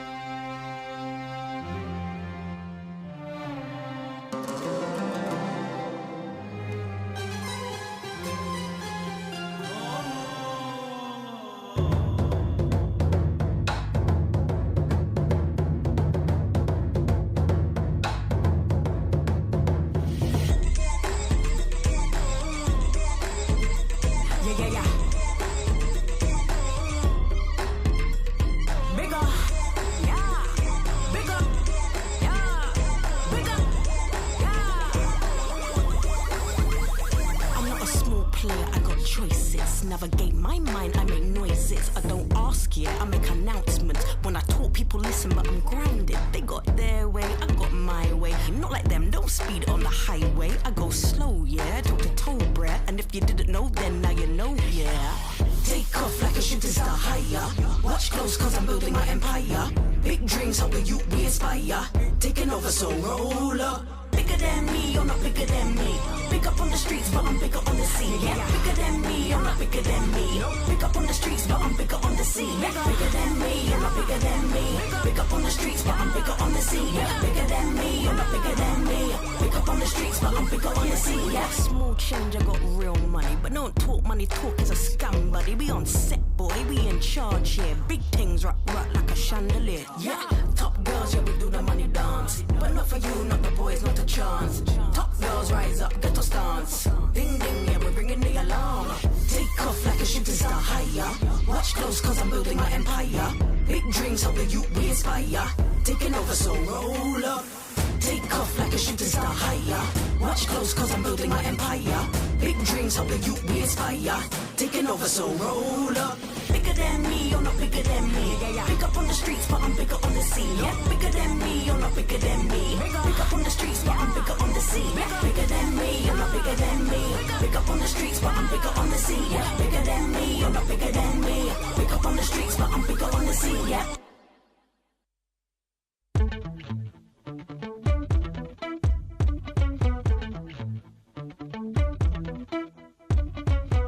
Want a little bit of my love, yeah, a little bit of this love that's special. Oh yeah. Want a little bit of my heart, boy, then you better know I'm special. Oh yeah.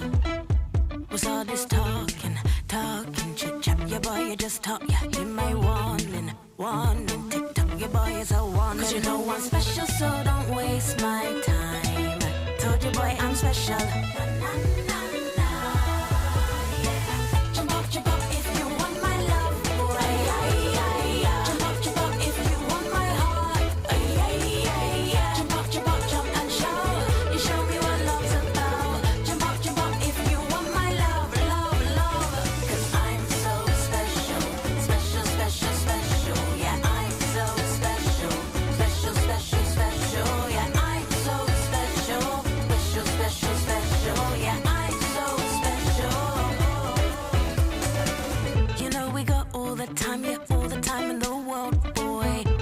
Yeah, a little romance, cause I'm old school, yes, I am a boy.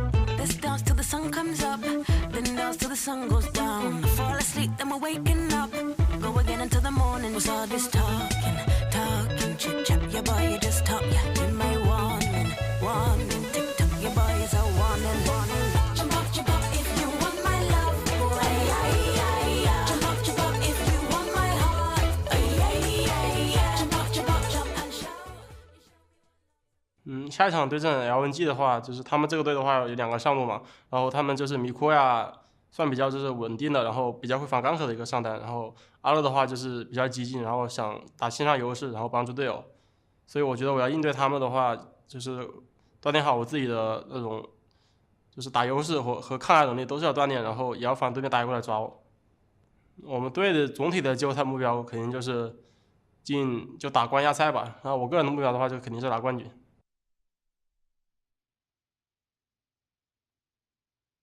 Of course, Bin's goal is to take the championship. The man that got the pentakill in the Worlds Finals on Fiora. I'm Unshules. I'm joined by Clement as we head to game number 2 of this series. And Bin looking pretty good in game number 1 on his Aurelia, managing to clean up the flank that we saw in the top side of the jungle around the red buff, where he comes in behind them, gets the triple stun. That was some clean stuff coming out from Bin. That was really good to see Bin on point and in his element there. I feel like on this side of the bracket, there's not a lot of top laners that can really face him. Bin has been on a tear. He's our #1 split pusher, and he has a lot of champions that can do it. I've been waiting on this secret sauce Jax for quite a while, and I hope that he's going to pull it out. Well, I got banned in game number 1, and I wouldn't be surprised if LNG keep on banning that, because it's something scary to behold. But let's look at our MVP for game number 1 before we start talking about the draft for game number 2 here. Because I feel like after a game like that, there were plenty of candidates, and Angel is going to be the one to sweep up the title for himself. And I think this is a good choice because it would have been easy to just say Juan Fong because he was on a Fellows and he got a lot of kills. But I think Angel really, really stepped up. As you mentioned, the Nautilus bomb that he stole, got the 4-man knockup was, it was picturesque. Oh, that one was gnarly, and I love the way he played it too, because he actually waited to the very last second to actually pick up the ultimate, so the enemy didn't really have time to respond, and unfortunately we come into the replay a little bit late. We don't get the 4-man knockup from the depth charge. No, but this was the result. This was the cleanup that really started everything. Angel was able to snowball from this point on. I felt like he actually did a very good job in lane as well. Usually the Karma is almost guaranteed priority, but he was able to use the Kingslayer early on to make sure that the wave was shoved up, and he was able to pay attention towards the bot lane before Karma could interact. I feel like his Everfrosts were consistently great as well across the course of this game. Like, we see a lot of people messing up Everfrost, as that was the bin flank we were talking about before, where it was just beautiful. And then, I mean, this fight was just, we're really, really ahead. You face checked into us. The game's over now. But I will say Angel's Everfrost, really, really good across the course of that game. Look into game number 2 then, Clubbin. What do you want to see changed in the draft for LNG? Because we're talking about, like, maybe Icon having a bit more agency. What does that entail? Do you think he'll go on something like the LeBlanc maybe? Or do you think it'll be more along the lines of the Victor? I think this is not something I want to see, but I think he's going to go for something like the Azir. I think that is a champion that packs a lot of damage, can act as a secondary carry, and also has the crowd control potential to give a little bit more room for someone like Life to get his damage off. The biggest problem with LNG's draft is that they don't have enough options. They didn't diversify the way that they could carry. It was a little bit too easy for a triple dive team from Suning to just shut them down from there. So I would like to see LeBlanc. I would like to see Akali. That's just such a fun champion right now to see being played. Its damage potential has been gone through the roof on 11.6, but the small cricket in me is telling me, that's my conscience, but the analytical mind in me is saying that it's most likely going to be the Azir. Your conscience is telling you about drafts. That's how you know you watch too much League of Legends, mate. Let's get into the draft here for game number 2. And we'll see what happens. As soon as going to be on the blue side once more. This time banning away the Thresh. Still sticking with those jungle bans. LNG removing the Hecarim off the board this time around. And Suning are like, all right, we're taking the Jinx this time. Hongfong's getting the big carry. And we talked about the importance of AD carries in this matchup. For most of our AD carries in the LPL, they actually believe that Jinx is a counter to Tristana. You outrange her most of the game, and you also can interrupt the rocket jump with Flame Chompers. So it's a matchup that is incredibly important because they're the 2 best champions for each respective team's AD carry, and if you get the Jinx, you don't have to worry that much about the Tristana. On the other hand, LNG is going to go for the Olaf. This is one of Tarzan's best picks, and it's a great champion to go into the bottom side and just to kill Jinx. Jinx has no gap closers, she only has crowd control, and there's nothing that the support can do to save you now that Thresh is taken away. So it's actually quite easy for Olaf to chase down these kills, and this would be really exciting. This is something that, is not exactly what Light wants to do in terms of his hyper carry potential, but it does give LNG that winning bot lane that they want to play around.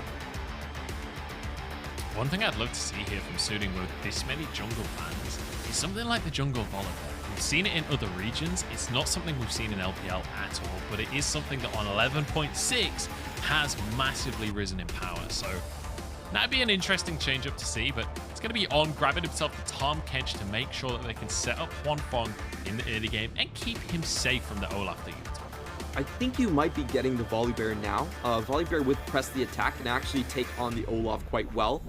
Very, very strong in terms of his early game dual potential, and with the changes to Frenzied Maul, he stays very, very healthy this time around. But it's actually going to be the Zilean. This is some dark technologies coming out. LNG got their scouting on point. Yeah, we saw the Zilean ban in game number 1. Now we're seeing a Zilean pickup for Suning. I guess this is a new Angel special that we're going to be seeing. We'll have to see Twyla somehow making it to playoffs, even though his team didn't. I want to talk about the Zilean plus Tom Kench interaction that I've seen before. Now, what you can do is you can actually put a bomb on the minion, devour that minion, and regurgitate the throw on people. You can actually do a double bomb stun that way, which is, I've actually seen it in action. It was Dark Technologies I've witnessed from Chowie, but it was like 4 years ago. Like, you can play it that way. It's really hard to execute, but people don't expect it. Dude, I am ready to bear witness. It's kind of similar to spitting the minion that Senna puts the root on and things like that as well.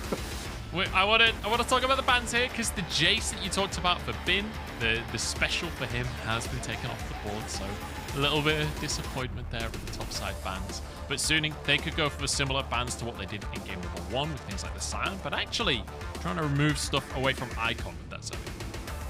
Yeah, I think the Zoe's an interesting one right here. Suning are obviously going for protect the hyper carry sort of composition, and one of the ways you want to play against that is with poke composition. You don't engage the hyper carry team whatsoever, so I really like Zoe as a ban. However, this Karma might not be a support Karma. I actually see a fairly good chance for this to be sort of a mid-jungle priority move. Olaf plus Karma is pretty much your strongest mid-jungle duo. It has great wave clear. You can force your wave anywhere, and I don't think Zillion's really going to contest you on that one. So there's a strong potential that the game plan for LNG is going to be take over mid-jungle prio, send that bot lane where Varus is going to have lane priority against the Jinx as well. So we're going to see here, LNG most likely going to go for their top lane pick again, make sure their flex is open. As I say that, they instantly lock in the Rakan. That's a bit interesting. That's not exactly what you think about when you see poke compositions.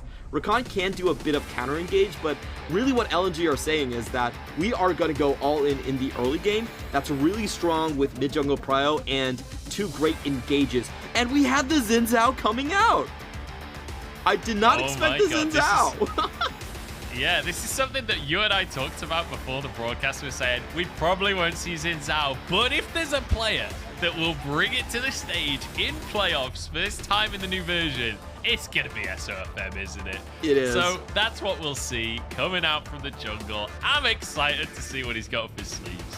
So the thing about Xin Zhao is on 11.6, his challenge now increases his audacious charge range by 450. It's actually a massive change, and it means that in most gank patterns where Xin Zhao does use the E first, you can follow up on targets even after they flash. It's very easy to catch people out. It's a very strong ganking mechanic early on, and in the later phases of the game, your W cooldown has gone down by 2 seconds, which is massive because your 3 talent strike actually also shortens your CD. So Xin Zhao is a much stickier champion that we have into the late game. I'm pretty sure we're not going to see any AP shenanigans. I really don't count on that. The main build that we've been seeing in High Challenger solo queue is the Ice Frost, not the Ice Frost, the Frostfire Gauntlet build. Wait a second. We were so busy looking at the Xin Zhao. Look at what's mid. It's a Lulu. The double enchanter. Make light the carry comp out from the side of LNG with the secondary calorie of the Olaf. I love it. Look, if it ain't broke, don't fix it. It was broke, but they don't care. They've just doubled down. If you dig the hole deep enough, you'll end up on the other side. That's kind of what LNG are saying right here.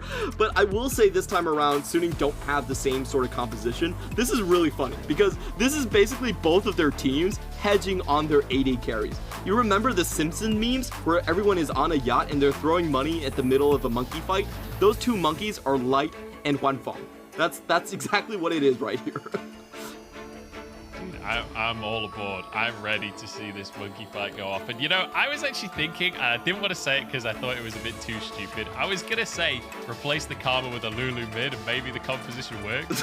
And I was like, nah, that's never going to happen. I'm not going to say that on broadcast. And then immediately, they just lock in both. It's like, we're still keeping the Karma, we're just also having a Lulu. So LNG goes straight off the deep end. Light, everything is in your corner right here. With the lethal tempo, importantly, it will be that on-hit Varus. So like very much that team fight AD carry will spike very hard on the 2 items. Let's see if this new version of LNG is going to be enough to take on Suning for game 2.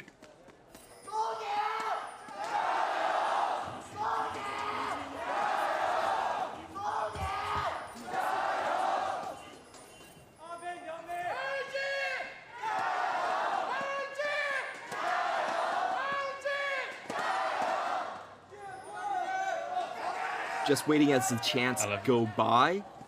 And I do want to say that I actually favor LNG's composition this time around. I felt like Suning actually misread the draft from LNG, and they drafted for a lot of disengage. Both the Xin Zhao and the Gnar are great champions at keeping the enemy back, but LNG, no one's going in on this team. They're actually just keeping everyone ranged and throwing buffs on top of buffs onto Light. So there's a lot of abilities like the Crescent Sweep and the Mega Gnar that are just not going to find any function in this game whatsoever. Yeah, that'll be one of the questions is how these team fights operate. I will say, like, from my perspective, I'm not 100% sure how this team fight operates for Suning, or how this composition operates for them, as they're going to be able to spot Light and Iwandi leaving. You can see SOFM actually started straight onto LNG's blue buff here. This is a bit of a dicey start from him. It's very much secret agent Xin Zhao stuff. Yeah, and he didn't even start with Sweeper as we get to level 1. That's an exhaust. Light is in trouble here. Gets blocked though, Iwandi, managing to stop the tongue lash going on through, and will survive for now. That's a heal for an exhaust though. That's a trade Suning are going to be willing to take. Yeah, really good trade from Suning. They punish the red take by ambushing LNG's bot lane as they head over, and they get a summoner advantage too, so we might be seeing a 3v3 just develop out here. Tarzan, the usual pathing would be to go through mid into his own side of the jungle, while SOFM does have himself en route to actually just intercept him. So we're going to see how this one plays out as Tarzan goes directly for the bot lane, but will be spotted. Yeah, does get spotted on the ward. Huanfeng and On will be able to walk away. I feel like if he just walks into the lane there's a chance that maybe Iwandi can go for engage, but decided not to brute force anything just yet. And Tarzan has just discovered that his entire jungle has been taken. He's in absolute shambles. He's in tatters. He's crying over his keyboard as he realizes even the wolves are gone. Icon's now in trouble. That's not the way you got a path for this one, mate. Might have to use his flash here as Angel will continue to chase down the stun. SFM was on the wave though, and Icon reads it beautifully. Gets a nice trade onto Angel. Not ideal for Suning here as SFM just tries to clear these minions. Yeah, Angel, trying to get the bomb down, but SOFM didn't really want to go over. Icon, I really like the way he played that. He was holding himself close to the wall, so he could always just flash over that if necessary. And he actually gets the outplay here, so Angel has to go back, burn his teleport a little bit early. In the meantime, SOFM, this is some tricky business here. He actually still gets the scuttle regardless. Nice play out off the teleport from his teammate. And he could go towards the bottom side, but instead goes towards the chickens there and gets some ward down right in front of Tarzan. Just looks him straight in the eyes and goes, I know where you are. I'm keeping my tabs on you, Sonny Jim. And now moves down to the bottom river. He's going to get a double scuttle. His chickens have already respawned, by the way, so he could just go into his bottom quadrant again if he wants. And then later on, go up to his top side. Yeah, this is pretty tricky business coming in from SOFM. I don't actually think he wins the 1v1 against an Olaf, but he's willing to, push it to the limit. And he's actually going to get a double scuttle start with his complete top side still intact. So it's really funny to say, but SOFM has massively superior jungle pathing here. Yeah, I don't know. If Doing B has dark creations, SOFM has cracked creations, because this guy is absolutely insane. The pathing is off the charts. Tarzan has to just reset and wait for camps to go back to his bot side. SFM's still on his first clear, and this will be his third and a half quadrant or something as he managed to get one quadrant from Tarzan. He got some extra chickens in there, got the double scuttle. It feels fantastic for SFM. Yeah, and I think for this matchup, both teams are going to go into the late game. I don't really think we're going to get early action in any of these lanes. There is a very obvious lack of hard crowd control in the solo lanes, so we don't expect to see much going on. And both of these teams just want to funnel onto the bot side. It's basically about who gets that first gank into bot lane, who can keep the other AD carry down. As I say that, trouble up on the top side. Okay, Bin doesn't quite commit to the all-in. He's not level 6 just yet, but he's going for Makuya. Another stun lands, a boulder available. Makuya walks away, but this lane ain't going well for him. Oh, Bin was actually just 1 minion off from hitting level 6. If you got the Mega Gnar ult there, Mikuya was dead for sure. but doesn't really find it in the end. And then we're going to have the bottom lane rotation for Tarzan. This should be well spotted out by Suning. Over the Gromp ward, they did see Tarzan coming over, so they know this is happening, and we could get a bit of action as Xin Zhao tries to find someone back into the lane. Yeah, not quite going to be able to find that one for now, is it? Cannon will be denied on the bottom side, and Suning will slowly shove this wave in. You can see Light was able to get his reset off, though. I don't think Suning will be able to crash this before he's able to get back into the lane, so should still be fine for LNG, getting themselves the first Drake. But look at the gold difference. There are no kills on the board, and right now there's an almost 700 gold difference in favor of Suning. That is a mental lead when you consider that basically nothing has happened this game.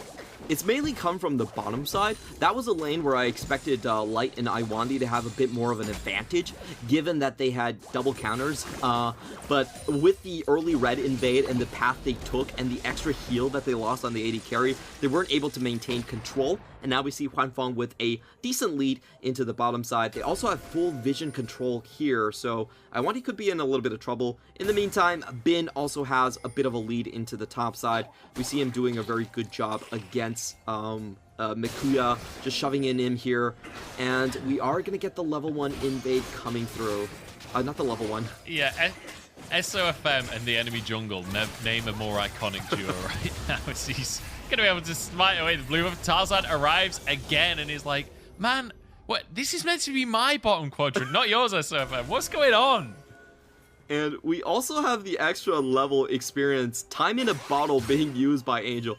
I believe that actually went to Huanfeng, which is kind of interesting that they gave it to the AD carry. I thought that they were going to give it to the jungler. That's the typical answer here, just to keep the jungle priority ahead. But I think they gave it to Huanfeng.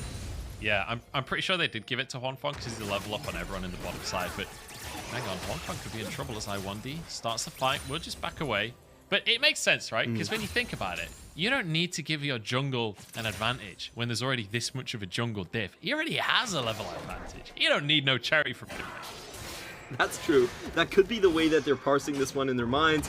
It's going to be the blue buff, so maybe we will be able to see Zilean actually get a little bit more ahead in his lane, push that one out. And I'm just waiting for the bot lane to come through. Yeah, there's... I hate Tom Kench so much. It's like, Iwandi's like, I found the opportunity. What the fuck, stayed too long for the sit? Nope, never mind. Tom Kench ruins everything.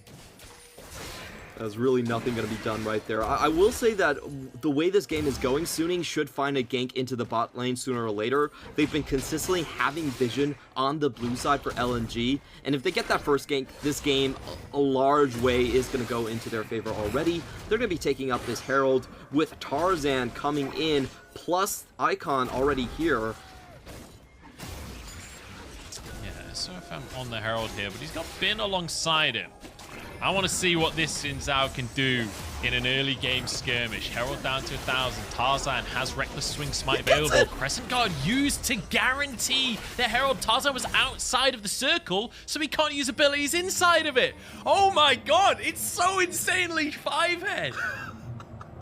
SOFM is one level ahead of Tarzan and is able to take the smite away. They're not going to be able to pick up the Herald, but hey, it's 100 gold, and they actually drew a lot of members towards the Herald. This is your classical 4v1, and your AD Gary gets to PvE time. So Huanfeng actually gets 320 gold. He's the main benefactor of this play.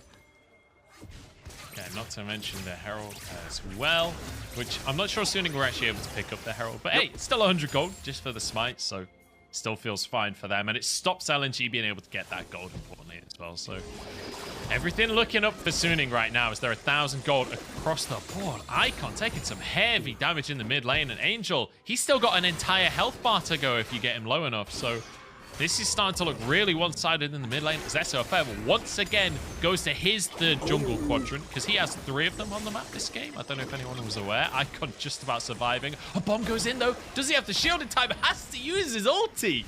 Angel putting so much pressure down in the mid lane. The Battle of the Enchanters, and that is a surefire win for Angel. Able to catch Icon out as he was heading back into the mid lane with the double bomb plus the stun, and he also gets the push in on the same combo. So Icon just not really picking his spots. He's losing mana because he doesn't have that blue buff that SOFM has stolen away from him. And if you look at the bottom side of the quadrant, it's impossible for Light and Iwanta to actually push this lane. If they push this lane, there's so many different angles that Suning could attack them from. They're just going to lose out. And that just means that Suning, with the hyper carry AD composition, is going to be able to funnel their gold a lot more effectively onto Wanfeng. Oh, I want to be in trouble. Dashes away though. Looking out with his life here. Wanfeng just going to look to clear the wave. And this is the beauty of Jinx, right? It's really difficult to ever be properly shoved in because you can just annihilate the waves with your power rocket launcher. Dragon's up on the map though here, Clement. LNG got the first one. They would love to double that up and get a second. This is when Angel is at his zenith. Level 9, he has the max level on Time Bomb. That combo actually really hurts right now, and this is really where you want to play most aggressively with Zilean when you have that level 9 and tier 5 as they're going in onto Tarzan with Angel falling up. Uh-oh. The bombs are coming on through. Tarzan's in trouble. Wow. Taken away. He goes down, and it's first blood for SOFM. Now to chase into the jungle. But the wind becomes lightning. Does not quite land. That mark would have meant SOFM could fly across the map to re-engage on that one. His E is basically Nocturnal at this point. It's really funny, but level 1 Nocturne ult has 1800 range, and Audacious Charge level 1 has 1100 range. So it's actually very similar the way you put it. That was spot on. Suning finally getting to cash in on that bottom side advantage that they're looking for, and this just makes Light's life very, very miserable. He has to basically stay very back far from the tower and clear the wave with Piercing Arrow. Cannot walk up to CS. He's going to lose a lot of that to the tower, and we're going to get another view of it. SOFM just playing this off the previous vision that he did find. The double bomb drops, and it looks like Tarzan, Ragnarok was a little bit slow right there. He even flashes to his death. Wasn't able to escape anyway, and that's a massive win that's going to allow SOFM to continuously just chow down on his jungle, as he does have the Frostfire gauntlet like we were mentioning. And I feel like that pick right there is a perfect example of why this composition is so strong from Suning right in this specific moment in time.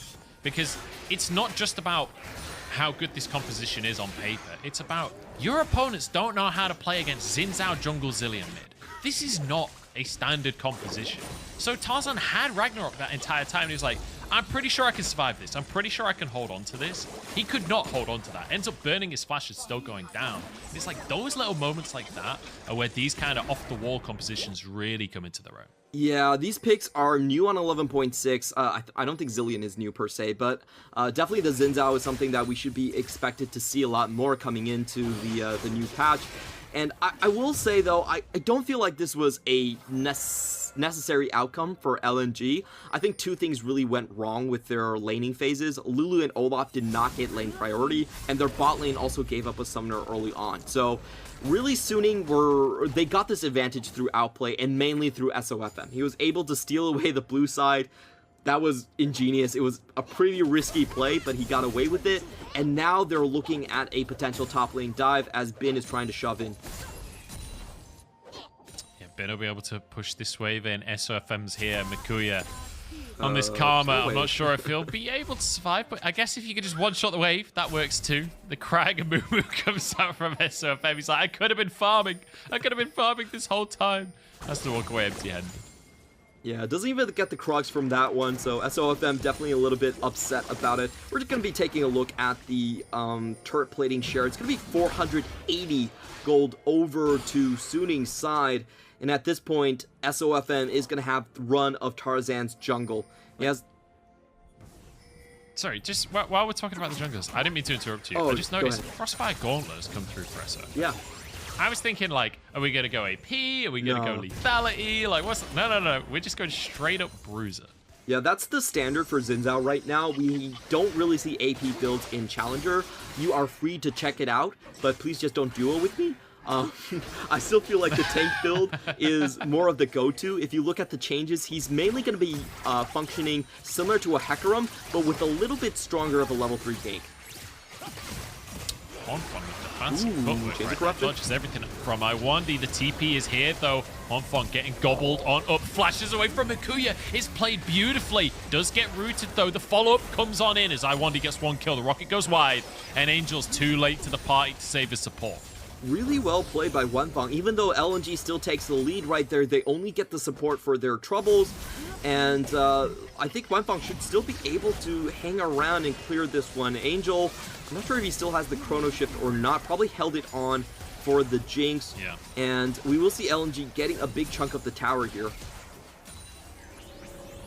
At what cost is the question that you always have to ask, because Bin is pushing away on the top side of the map right there. You can see Tarzan finally moving up to answer on that one, as LNG will definitely be able to finish off this tower, and this should be the first of the game going their way. So a nice little injection of gold for them. Bin couldn't quite do the same thing on the top side of the map. You can see so I'm just farming it up as Light looks for another wave here. Abyssal Voyage available. They're going to punish Light for overextending. In they go. Bin is TP'd behind the play as well. Light's in trouble. He will be lights out on the back of this play as Iwandi now trying to escape, but he's cut down by SOFM. The hat trick in the pocket for the jungler. Yeah, there was full vision from LNG, so they know that the members are still there, and it just looks like one of those plays where LNG greeted a little. They could have waited for another rotation, wanted to get the first brick gold down, and they paid dearly for their transgressions, as Sunny just throw in a very, very easy sort of play into there. Light holds on to his flash at the very least, though, and I think what this play opens up to is the huge question is, where is Light actually going to farm from here? He doesn't have the protection of his bot lane tower. Can't really move into the top lane as Suning can match, and they still have other carries in the same lanes. So it's going to be very hard for LNG to get maximum efficiency of their gold. No one is picking up that bot lane farm. Look at the map. It's a farm that's it's going to be pushing out for LNG, and LNG they have to scuttle that bot lane. They just have to say we have to play for protection for Light, and we're gonna have to sacrifice some farm, most likely for Mikuya. Hang on, Iwandi finding an engage here. We've got to fight for the Herald. Knockups galore, but Suning still surviving for now. Now Huanfeng arrives. It's a little late, but all of the ultis are now used for the side of LNG. They're going to find it difficult to continue this fight. Onto the Herald. Goes SOFM. Wants to get the smite. I'm not sure who managed to get that one. Bin's in the pit here, about to turn Mega. He will be able to get the Herald for himself. Jumps into the middle of everyone. Can't quite find the ult. Now he gets it through 1-2-3. Huanfeng is here to clean up the kills. It's all going to be going into the pocket of the Jinx as Huanfeng is large and in charge. Tarzan now alone in the world. Angel scooped up to safety by on. Tarzan knocked up and taken down. And Suning just in charge of everything across this series. Mikuya now playing for his life, but Huanfeng manages to get this up. SOFM is here, dashes across the play. Mikuya stayed way too long in a fight that he wasn't welcome. A perfect ace coming out for Sunny, and I have to say, the MVP has to be SOFM. The first Crescent Guard to deny Iwandi access into the ramp was critical. LNG throws so many different ultimates and abilities into that chokehold, they get no one, and then Bin corrals them into the Herald pit around from the backside. He gets the Meganar, the 3-man charge, and also picks up the Herald in the meantime. So massive win for Sunny, cracking this game wide open, and it just seems like LNG don't have enough damage afterwards. Look at this, SOFM using the Crescent Guard and then dashing back towards his team. LNG, they try to force themselves through the ramp, but it's so hard to get access there. There's also the Everfrost that they have to contend to, and look as LNG overextend, trying to get towards the Herald. They don't find it. Iwandi thinks that the Herald is theirs, but Bin says, no, it's actually mine. Strikebreaker in, and then he gets the Meganar. Beautiful ulti there from Bin, and Huanfeng able to just clean things up as well. And it felt like at the end of that fight as well, there were so many different members from LNG, each having to scrap 1v4 in a row. Like we saw the pick up onto the Lulu, then the pick up onto Tarzan, then the pick up onto Mikuya. They were all separated and alone. SOFM goes in. This is the kind of situation that only SOFM would go in, but he's got a Zillion alongside him. Tarzan's in trouble as he's burnt through by Huanfeng, who flashes forward on the Jinx, gets the resets, and the autos are coming on through. The rockets exploding, as are the health bars of LNG, charging underneath the tower because he's got the Zillion ulti. Suning have no fear as they continue to dive. Bin in onto the play as well. The gnarly onto everyone. They can't quite finish these kills because Karma is a real pain in the ass, I'm not going to lie. But Bin finally gets a wallop down. Finally, we'll be able to finish Mikuya. Not quite. We'll have to run away from this one. It's a long old fight, ladies and gentlemen, but it's a fight that goes the way of Suning in the end as Mikuya will finally fall. He gets out! Less than 100 HP, I want you with the Ignite, though. What a way to finish the fight. What a way for it to all go down. Almost everyone died on Suning there. It was only Bin that survived until Iwandi answered. Then Angel comes back in the mid lane. Oh, yeah, that was really fun to see. Honestly, I felt like Suning was having a bit of fun right there. It was a bit of a throw. Let's be honest. Light actually picked up a couple of kills right there. He's overflowing in his coffers, and Suning don't actually get any objectives. So it's a fun play, but at the end of the day, I don't think LNG are actually too sad about that one. I will like to point out, though, after the bye, SOFM actually picked up a Serpent's Fang, so that's great against the Lulu. We're going to watch this one again as they really overplay this one, going in for the backline behind one tower. We see Huanfeng just dying here even through the chrono shift, so it's a bit of an overchase. I feel like Suning are just trying to feel themselves out, try to really figure out how far they can go, how much they can take, and the answer is probably not this much. That's the power of Double Moonstone right there. They were all getting baited by how much healing was actually going to come on through. I was getting baited as well on the commentary. I thought it was over, and consistently the shields and the heals from the Lulu and the Karma, when they're in a duo right there, it's incredibly difficult to deal with. Still, healing reduction has finally been picked up from the side of Angel, so maybe that will be able to change some of the fates during these team fights. But I'd love to see some on Huanfeng, to be honest. There's only one person here, and LNG, their bluff gets called. Suning are knocking on the door with no response. They go for a 4-man into the top lane, and unfortunately it was spotted out by Suning wards. So that was a rotation where LNG get nothing, and Suning walk away again with a bit of gold. And now the Drake too. Yeah, not only that tier 2 tower, but also a Drake on top of it. And when we look back to this series that we saw between Suning and LNG in the regular season, the way that Suning won the games were fights in the mid game where LNG overstepped. They overpushed for something and Suning punished them massively. That's exactly what we're seeing here in game number 2. It was LNG trying too hard to force the fight over the Herald. And off the back of that lead that they get off the one fight, Suning just accelerate the game out of control. And now Bin looking for a little bit more as well. Iwandi slowed down, has to use the ulti. The auto follows. Can't quite finish the kill, but Iwandi kicked out of the jungle.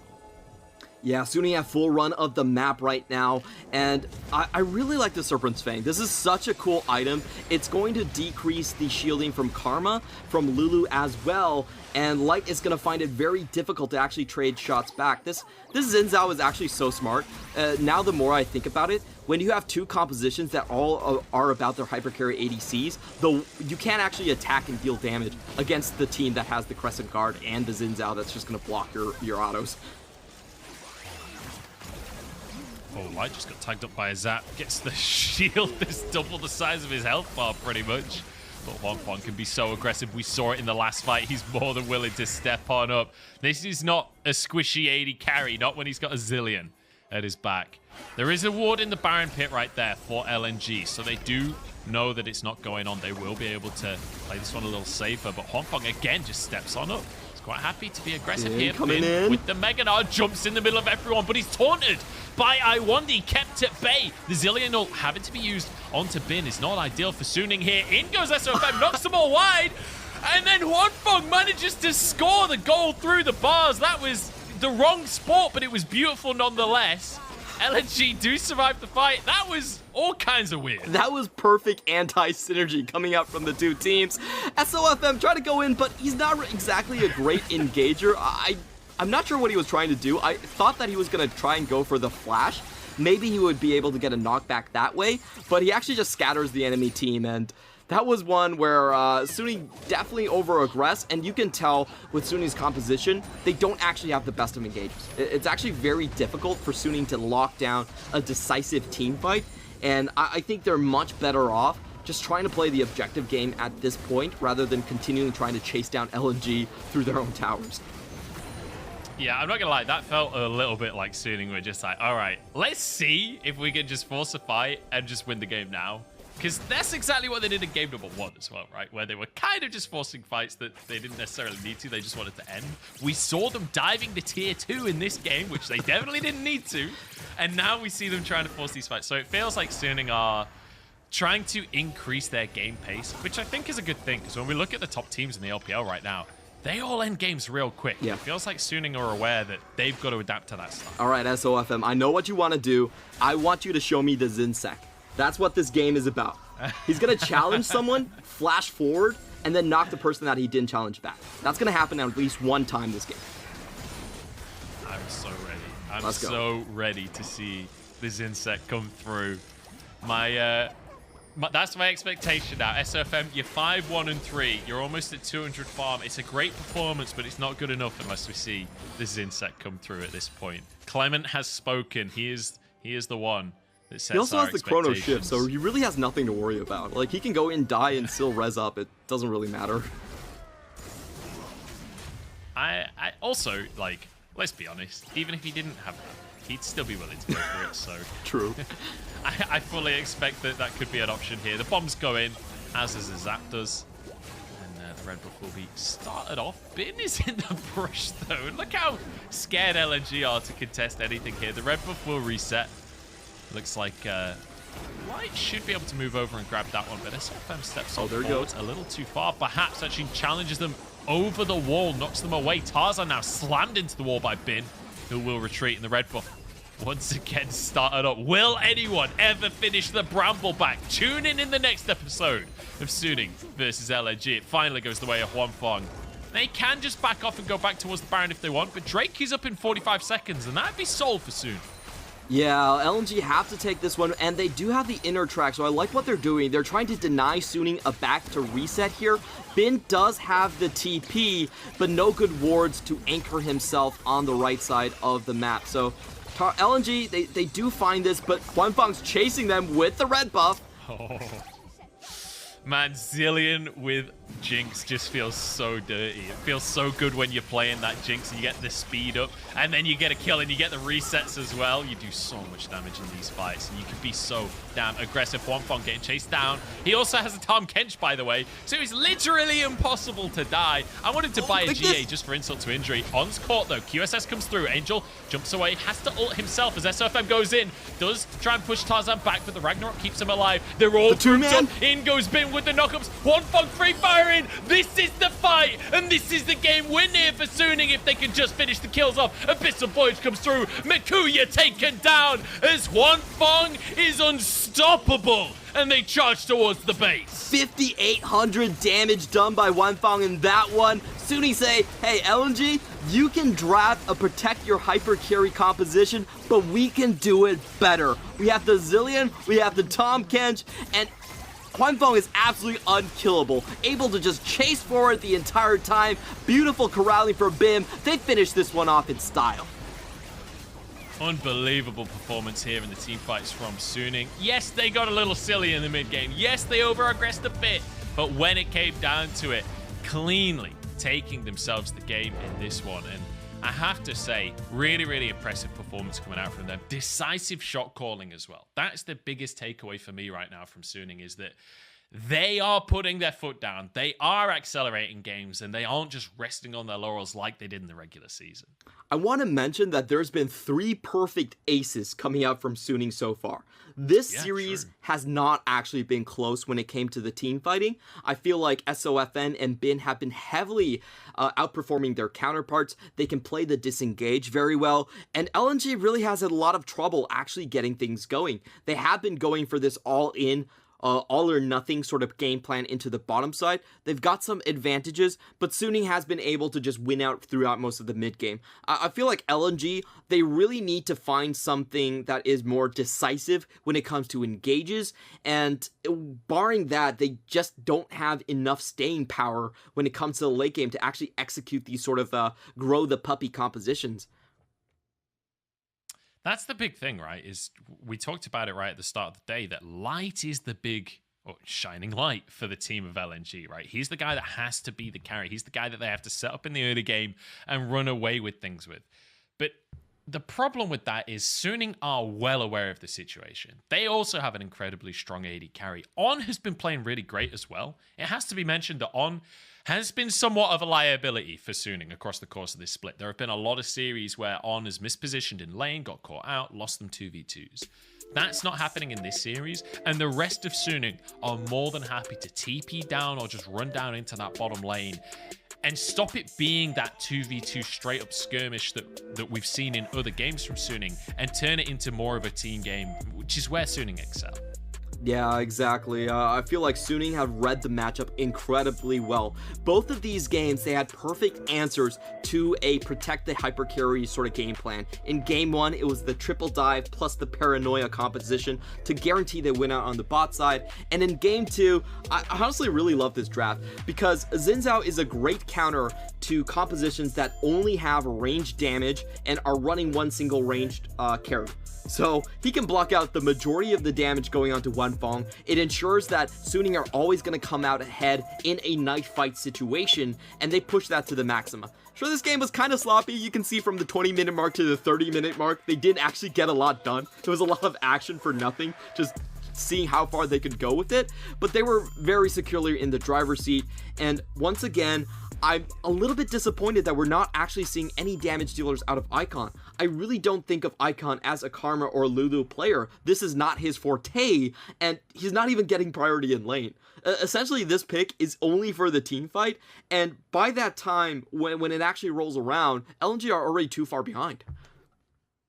Yeah, they should have swapped it. They should have had Lulu in the jungle, put Icon on the Olaf. That would have been the real 5-head play. We'll have to see if LNG are going to change it up and give Icon a carry in that mid lane. Right now, though, Suning looking real good in this series. I was saying 3-1 to Suning. I'm looking towards a 3-0 at this point with how game 1 and 2 went. We'll see what LNG could do about that one, though, right after the break. It's playoff time, and we've got a couple of changes coming into the 2021 spring playoffs. So, let's talk about playoff formats. Firstly, the amount of teams has been expanded this year from the original 8 to now allowing 10 teams to participate. These teams will be divided into 2 halves of the bracket, one side consisting of the 1st, 4th, 5th, 8th, and 9th seeded teams from the regular season, the other consisting of the 2nd, 3rd, 6th, 7th, and 10th. There'll be 2 phases to the new format. The first phase will be played under the Gauntlet rules, same as previous LPL playoffs. The 2 lowest seeded teams from each half of the bracket will play in a best-of-5 match, 10th versus 7th and 8th versus 9th. The losers are eliminated from playoffs, and the winner continues to challenge the next highest seeded team. This repeats for 2 more playoff rounds. Now the second phase begins. The top 2 teams from the regular season and the 2 Gauntlet winners begin a double elimination bracket. The winners of the semi-finals will not move directly into the finals, however, nor will the losers be eliminated. Instead, the winners and losers will play against each other, where the victor of the losers match will have another shot at continuing their playoff run, while the victor of the winners match will advance to the finals. The loser of that winners match, though, gets a chance at redemption again, facing the winner of the losers match for that all-important last ticket to the LPL Spring Finals, held on April 18th.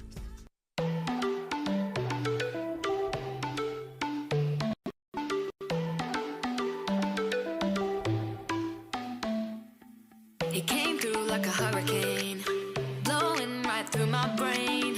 That boy drives me insane, like a hole in the head. I swarm off like a hexend.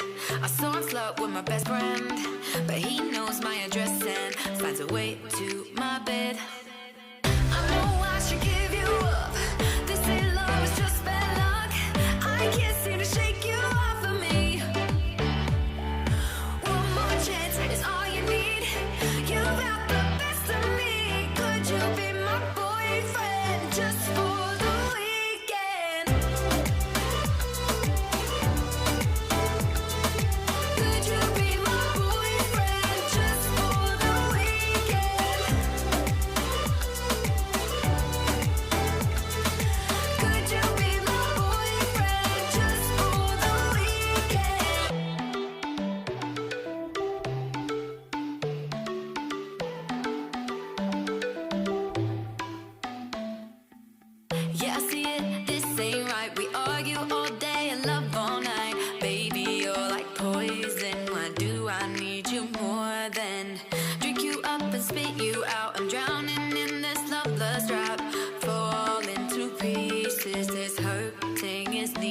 endless. I know I should give you up.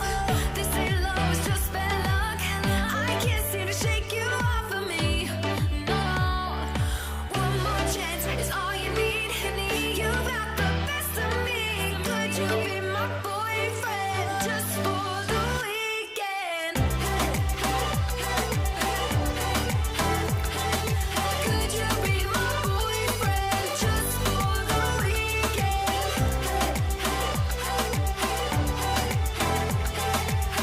Don't wanna be friends just for the weekend.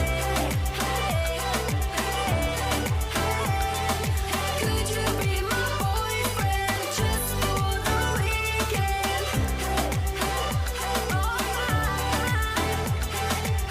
Don't wanna be friends, you're just for the weekend.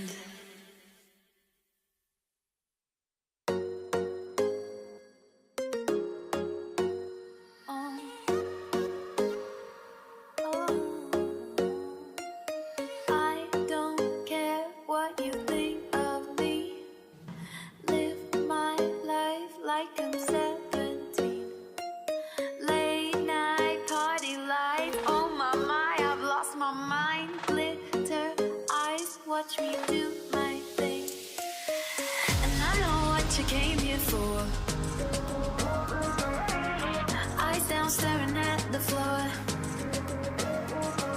Your mind says go, but your body resists. Your feet start moving to the sound of Prince. Don't say no, no, don't lose this. You gotta give it up, baby.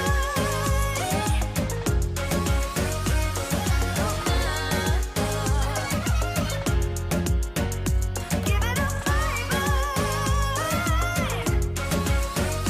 Give it up.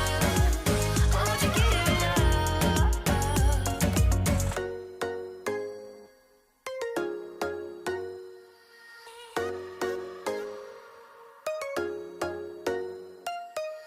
Don't be shy, just let it go. Get ugly, baby, and enjoy the show. Oh, late night party life. Oh my, we lost our minds tonight. We're getting physical, and I know what you came here for. Eyes down, staring at the floor. Your mind says go, but your body resists. Your feet start moving to the sound of Prince. Don't say no, no, don't lose this. You gotta give it up, baby.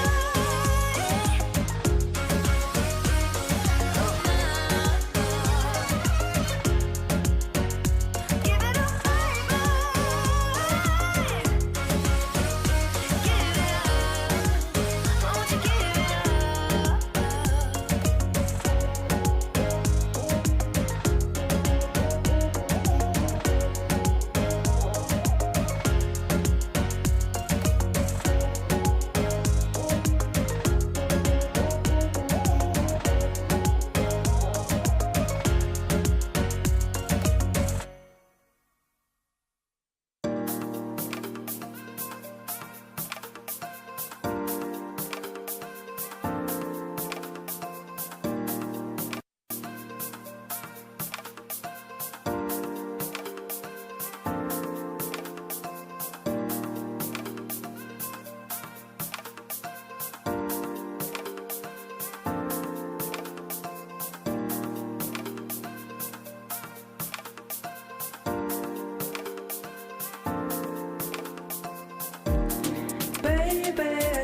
You're the only one who makes me feel this way, yeah. So let's just dance. Follow me until the sun comes. Until the sun comes. 他的话感觉就是他就是算打挺好了吧，因为主要他是韩国人刚过来，然后还要学习中文，然后还要跟队友沟通，然后主要是个打野吧，然后还要做的事情特别多吧，感觉他算打挺好的。季后赛的目标就是我们队友就是刚赛季开始的时候，我们就设的话就是想进那个季后赛吧，因为我们就是阵容换了人特别多，然后我们就是刚开始的时候我们训赛效果不是特别好，我们就是小目标进了季后赛吧。然后现在到这里的话，我们应该就是还要努力加强特别多吧。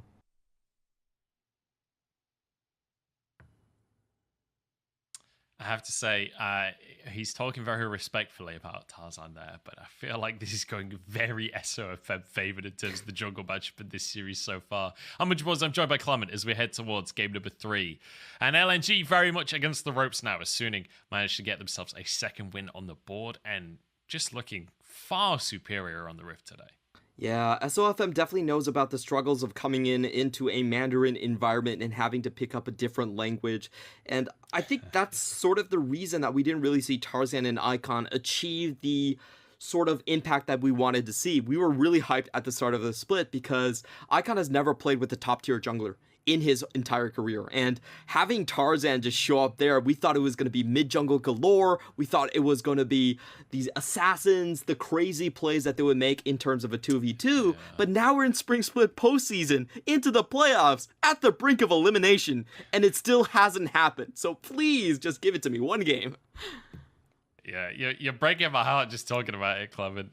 Let's talk about the top lane instead, because Finn got our MVP.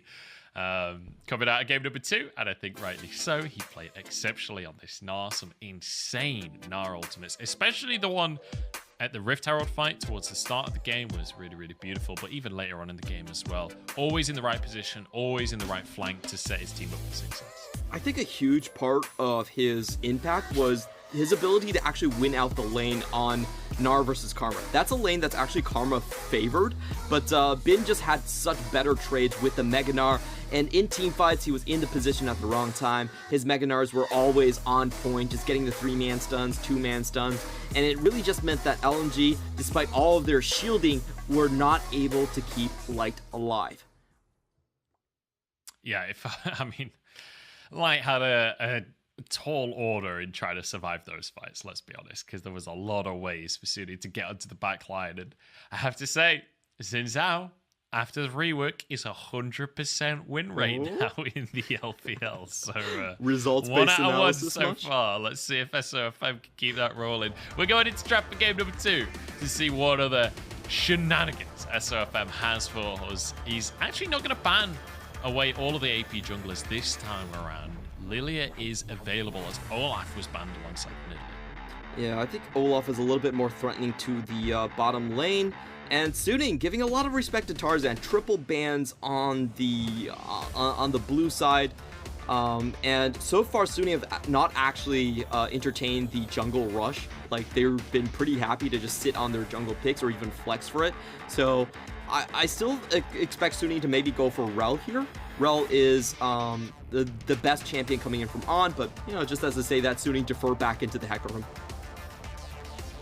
Yeah, so this is more statistically accurate to what we see out of Suning and out of LNG, in that usually Tarzan is getting his counter pick in the jungle a lot more than SOFM usually does, so this does make sense in that regard. Volibear is locked in. We talked about this earlier on today, Clement. That could be Volibear jungle finally making its way to the LPL. Volibear jungle has been taking the world by storm. A lot of different changes just means that Volibear barely loses any HP on his clear anymore. The Sky Splitter damage has been upped. You can actually outsmite people with your E ability now.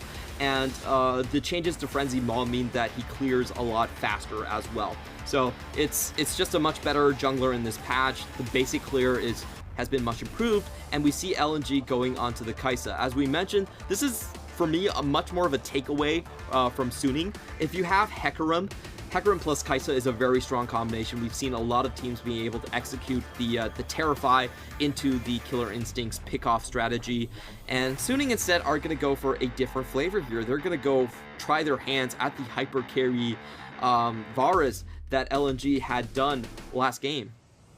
Yeah, it's feeling like we've kind of skipped a portion of the meta almost, where we saw the mid changes and we're like, okay, assassins are going to be really good, things like LeBlanc are going to be really good. But it feels like I'm already thinking that Angel and Icon might be leaning towards these supportive mids once again, when you've got things like the Varus coming through, especially things like the Zillion, things like the Lulu that do really well into those assassins. I feel like stuff like LeBlanc was played a bunch in scrims. They were like, this counters LeBlanc. And so on the stage, we've skipped that bit of the meta.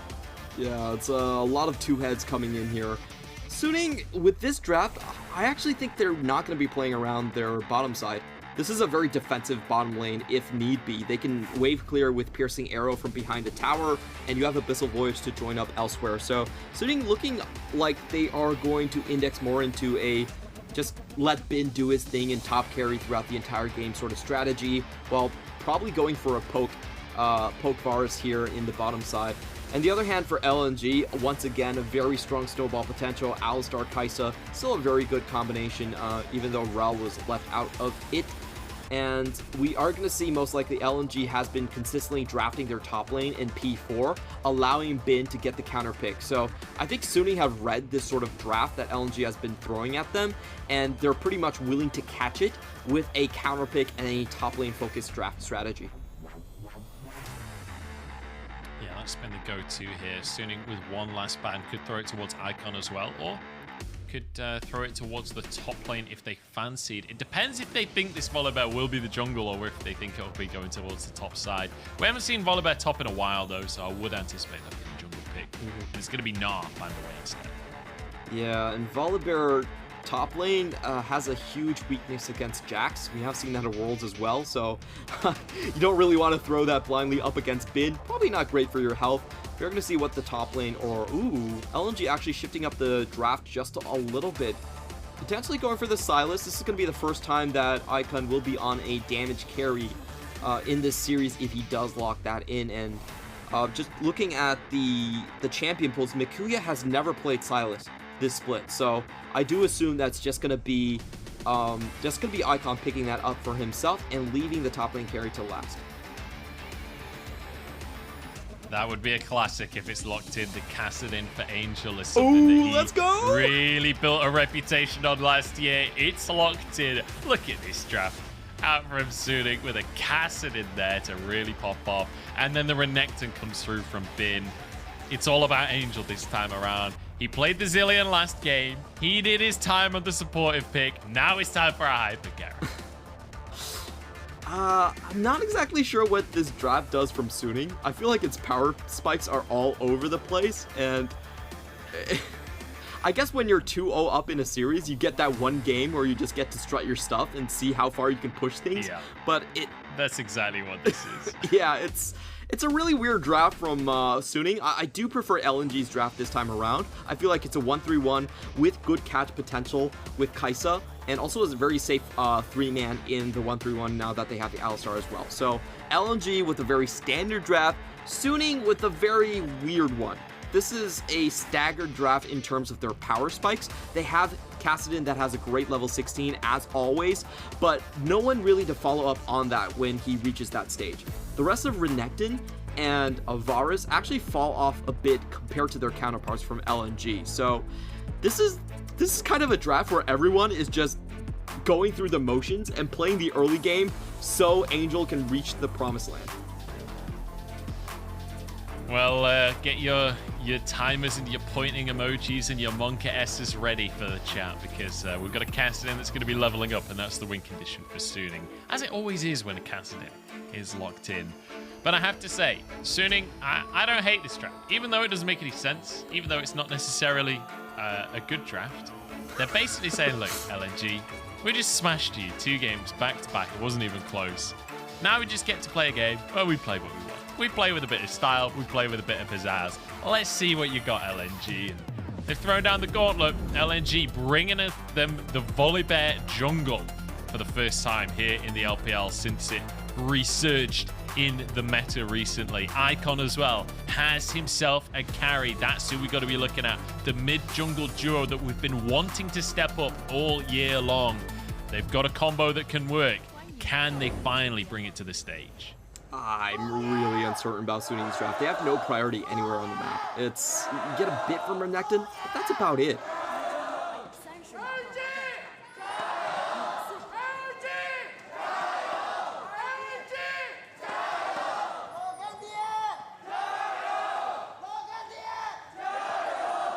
Just waiting for the cheers to go through here. Yeah.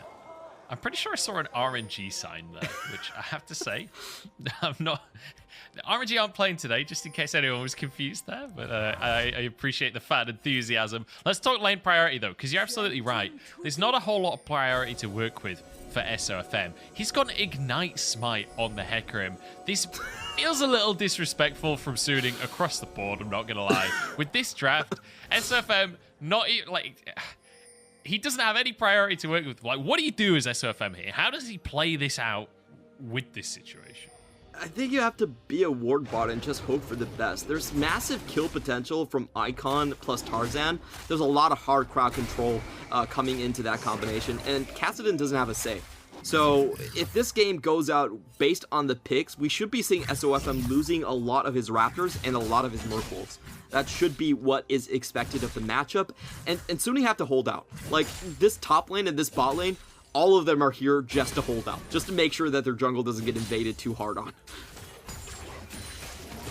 You've just made me realize something. The wolves are called Merc Wolves, and boots are called Merc Treads. Does that mean the boots are made from wolves? I hope not. It's not. Because they're Mercury Treads. But it sounds similar, so we can make the joke. Yeah, we'll have to see what on earth the plan is for Suning here. But I'm keeping my eyes on Tarzan. We talked about the jungle matchup coming into this series. Oh, the engage from Iwandi. That was clean. It's not a one fight. It doesn't matter too much. But hey, it was a nice little double knock-up right there. But yeah, I'm looking at Tarzan because I feel like on this Folly Bear, you can really influence lanes. Kind of similar vibe to what you get from the Udyr, right? Where you can just charge into a lane, get the stun off, and really impact the enemy.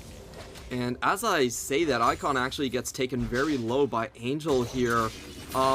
It's still not going to be an easy lane for him to play through, but I'm a little bit surprised by how much Angel is able to hold his own here. And he actually forces Tarzan to come through the lane just to keep his mid laner alive. That's rather peculiar. Tarzan's pathing has been not quite as good as SOFM across the course of this series, but let's be honest, SOFM is known for his creative pathing, right? That's one of the things that he built a reputation for, especially last year at the World Championship, was his creative jungling. On taking a huge amount of damage here. Iwandi doing a good job to punish in this bot side every time On steps up, but that's the thing about Tahm Kench. You can take a lot of damage. You have a lot of sustain in that kit to be able to take these trades and still just sit it out in this bot lane. Yeah, Suning's solo lanes are really outperforming by any metric you look at it. As I say that, Angel coasts really, really low, down below 200 HP, but he still has a teleport, so it's completely fine here. The bot lane is going as we expected. Alistar was sort of the counterpick to Tahm Kench. You can get the double knockup before the Devour comes through, so you can make the damage stick onto the AD carry. We do expect this lane to get a little bit better for Wanfeng as he moves into level 5. And it looks like this is going to be hyper carry Varus, so not the poke variation that I thought we were going to see. I thought there was going to be poke into just playing really safe, but he still wants to match his power spike with Angel into the late game. And in the meanwhile, Bin has just been winning out on the matchup massively. This is mainly due to jungle pathing. We did see Hecarim come from bot to top, so Mikuya had to play super respectful about SOFN's potential pressure. Oh. Look at this from Iwandi, though. Really, really early roam up towards the top side. They want to shut Bin down. Tarzan is here. Iwandi is as well. Bin needs to be cautious. Hasn't used the slice and dice, but if they find the engage, he will have no support from Angel, no support from SOFM. They're all on the wrong side of the map right now. Bin, I think, will be all right, and Iwandi just has to channel the recall. Looks for a way in. Bin knows something's up. He sniffs this one out, and we'll back away. Yeah, we could see the question mark pains on Suning into the bottom lane. They know the support is roaming, and Bin actually entices the gank to come in once more. Angel sitting very comfortably right now. We do typically see the Everfrost being the first item from Kassadin. It allows him to pick off targets very easily, gives him a lot of HP early on as well, and this is just really clean play coming in from Suning. They wait until Iwandi finally shows himself on the map before making sure that Bin gets the recall. Yeah, really nice stuff coming out here from Suning. Bin gonna TP back in, get the control ward dealt with as well. So he can rejoin this top lane. Already has a 10 CS advantage. And now off the back of that recall, having the Ninja Tabbies, he's going to be able to do a lot of work up on the top side. And it's going to only become a little bit more difficult for Mikuya in that matchup. Because Renekton, I mean, let's be honest. This is the part in the matchup where he's really going to be at his strongest point, right? Renekton in the early game is an absolute terror. I do want to talk about the mid lane a little bit, though, because you're mentioning Angel and how impressed you are by his performance. One thing that I noticed was recently Angel, when it comes to the Korean ladder, has been absolutely smurfing. He's in 42nd place in the Korean solo queue ladder right now with 50. Oh, Wait outside of Shadow going back. Goes in here, 1v2. Icon, I don't know if that was really a correct play to go for, mate. Just gets taken down. I don't know. He started that fight. Yeah, I think he didn't consider the fact that SOFM was bringing in Ignite, and he thought that the Kingslayer could keep him through the trade. And then he's like, oh, wait a minute. How is there an Ignite on me? Maybe that's why SOFM's going for the Ignite, actually, now you mention it. Intelligent stuff here from Suning, and unfortunately, Icon gets taken out. A good attempt, though, on the 2v1. He actually nearly pulled it off, but nearly's not quite good enough. SOFM's here on the bottom side, and LNG weren't ready for that. I1D over the wall. Does flash to safety, but SOFM happy to charge down light here. Stacking up for the stun here from On. Can they finish any of these kills? SOFM rampaging through. It's a kill for On as well. And suddenly, out of nowhere, it's 3-0 to Suning. That was beautifully played. LNG throw everything and the kitchen sink onto Wanfeng. He has the heal. He has the Devourer. They juggle the aggro perfectly. And SOFM is a level ahead. He doesn't have his ultimate in that fight, but he has the correct target assumptions. Let's watch this play again. It was LNG just starting everything onto Wanfeng. Iwani goes in a little bit too deep. Light isn't level 6, so nil killer instincts to actually follow up on this. And SOFM makes sure that Tarzan has no follow-up after the Sky Splitter. You usually want to use the Sky Splitter slow and then get the stun onto it. SOFM makes sure that doesn't happen. He hangs around, and that's 2 unanswered kills over to Suning when they're drafting this late game comp. And that's a bit of a diffy in the jiffy that we're witnessing on the scoreboard right there. 6 CS lead, but 2 kills and an assist as well. Already has his boots and a ruby crystal. When he eventually resets as well, he's going to be absolutely massive coming back onto the map. Herald is available now. And you have to start to think that maybe Suning, despite having a Cassidy in the mid lane, could actually be the ones that have the advantage on these neutrals. Yeah, it definitely feels that way for now. Top lane is at a 23 CS lead. That's absolutely massive for the matchup. And it usually doesn't go this poorly for Aatrox. There wasn't even a gank into the top lane, just implied pressure. So I think Bin is just on a 1 versus 1 basis, like out mechanically playing Mikuya for this lead into the top side. Really, Suning have their pick up the litter, whether they want to go on the Herald or if they want to just go start with Drake. So as Suning are spotted here, and Tarzan can hopefully make a play happen. On's going to be able to pull Hwanfeng in. Everything is used before Hwanfeng gets out of the belly. I'm not sure why you're trying to flash away from that one. I'm pretty sure that was a guaranteed death. But you know what? Hwanfeng gets out. I think Suning are going to count that as a win because SOFM will be able to get this Herald. He can even push it topside if he wants, or go mid and give all of that juicy plate gold to a Cassidy. That was pretty funny. When failure to launch actually ends up being a benefit for you. Wanfeng stays inside the warm basement of On's stomach and is able to dodge out on the Stormbringer. Get out completely free. That was pretty fun to watch. Icon now the target. Oh my goodness. Icon getting absolutely run down. Giddy up SOFM. Just charges him down in the mid lane, and now they can drop the Herald if they want, but I think SOFM would rather have the enhanced recall. Bin has flash. He's going to go for it. Jumps in for the solo kill.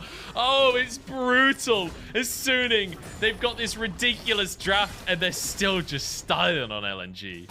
LNG get 1 flash and 1 kill onto the bottom side. In the meantime, Suning run away with everything. That was really depressing to watch, as there was really no counter that Icon could have done right there. Silas is just a champion that doesn't really have that much escape. He's great at going forward, not really great at going backwards. And yeah, I think right now SOFM is actually just too fed. He has the Iceborne Frostfire Gauntlet right now. Doesn't even need the Turbo Chem Tank to get on his targets anymore. Oh, there's a TP as well. Here comes Angel. They're going to start to give some kills over to the Kassadin. Light knocked back into the fray, and there's one for Angel already. Descended from the heavens just to smash LNG into the dirt. Double kill for Angel as Icon comes in, but he knows there's nothing he can do. I think he's just given up, because that's a quadra on the Kassadin. Clement, we're 11 minutes in, and this already feels over. I don't think I've seen a Kassadin this fed in the LPL at 11 minutes into the game. That was a perfect move coming out from Sunny. They know that the solo laners don't have any TPs. There's full mid jungle priority coming in from Sunny, and they do the classical mouse ward drop onto the back. Popularized by EDG, this is a play that we've seen in the LPL so many times. You think it's a 3v2. Oh no! Oh my god. Oh, that's Clement, just dirty. LNG just can't get a win. They can't get anything. Nothing is going their way. It's brutal. It's so brutal. I feel like I don't know. He even I don't has even know time what to say. flash This the just feels emotes. unfair. That's... Oh. And the thing is, here's the thing, Clement. Here's what makes it real bad, is that Sunic have come into this one with a draft that's not even that viable. It's not even that serious of a draft. They're just playing comfort picks and silliness. And they're still just absolutely decimating LNG. This feels like a victory of mental warfare more than anything. Yeah, mid lane winning out, bot lane, very easy drop here. Tarzan doesn't really do anything, and that's kind of the problem with Volibear. It is a champion that does have a pretty significant drop-off there. And I really like what SOFM did. He tried to prevent scumbag Huanfeng from stealing the kill with Piercing Arrow. He's like, no. Kassadin is the win condition, okay, Huanfeng? Yeah. You can have your win condition on another day. This is an Angel draft. Exactly. You already had your Jinx game. Let's give this one to Angel. Just body checks Icon so that Angel can finish the kill. You love to see it. And I have to say, SOFM go and Ignite Hecarim here. And then also go Frostfire instead of Turbo Chemtank as well. This guy doesn't care about your meta. This guy doesn't care about what you think's good in League of Legends. He lives his own life and he plays his own style, and I love every second of it. The reason he's doing this is he understands that he can take the punishment. He can walk in really slowly without the element of surprise, and LNG can't do anything to him. He's 3 levels above Tarzan at this point. That's absolutely insane in terms of stats. So he really just doesn't care. Oh no. Ignite. Light is living in darkness this game. There's just nothing. There's everything's... Honestly, it feels like there's nothing in the tank for LNG. It feels like... I don't know. It feels like they've given up, to be brutally honest. There's another plate going down mid lane here as Icon looks for a way in. Where did he go? Where did he go? That's not allowed, Huanfeng. Gets eaten up by On, flashes out to safety. SOFM in over the wall, the fear across them. Tarzan trying to get a kill for himself. Desperately trying to find anything for LNG, but it's just not there. Iwandi comes in. Can they finish? Huanfeng, one more auto and do the trick. He can't do it. LNG get nothing. Oh, LNG just mechanical outplays again and again coming out from Suning. Icon went in with the fake chains of corruption, and then Huanfeng showed him the real one. He gets stunned in the middle of his abscond abduct, doesn't get the E to land, and just dies in his tracks. Then LNG, out of frustration, try to go for Huanfeng, and the boy by the sea is able to walk back into the ocean completely unharmed. The merman himself, if you will. Mid tower goes down. That's going to be all 3 outers taken at this point with a tier 2 in the pot to boot.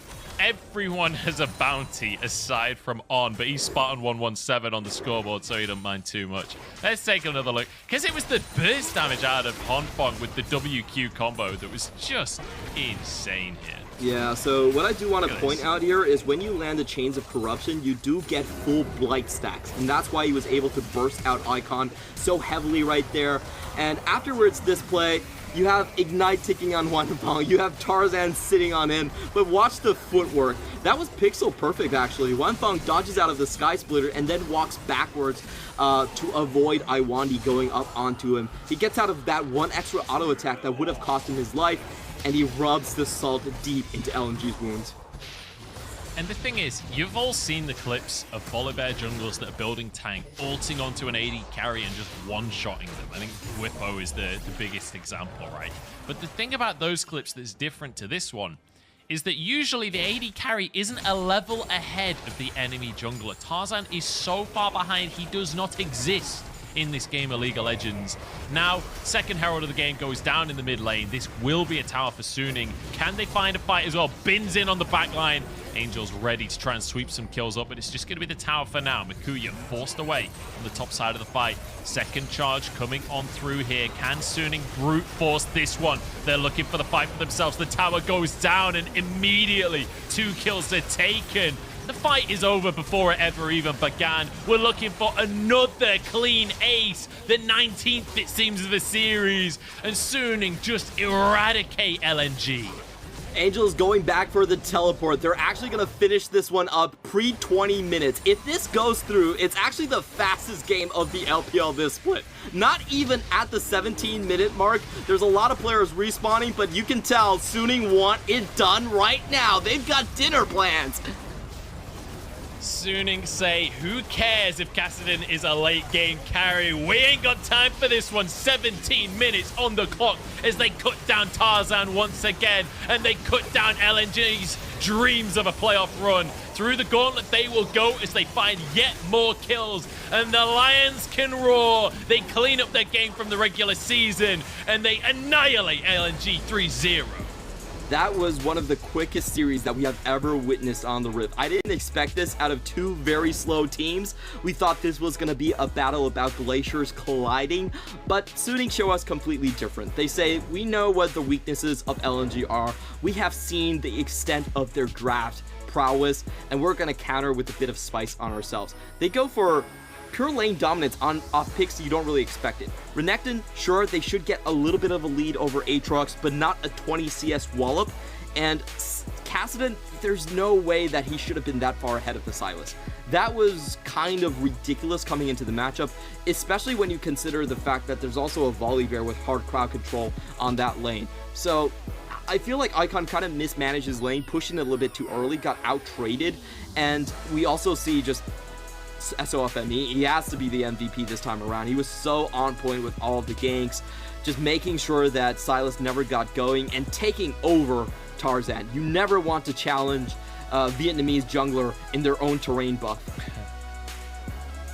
Yeah, that was unbelievable right there. And the smite and ignite might as well get himself a pentakill skin if he can ever win worlds, because that was a brutal performance against Tarzan. We talked about the junglers as their head-to-head coming into this series, and it felt like the first game it was pretty even, but the longer this series went on, I don't know, it felt like LNG were emotionally broken by that last game. It felt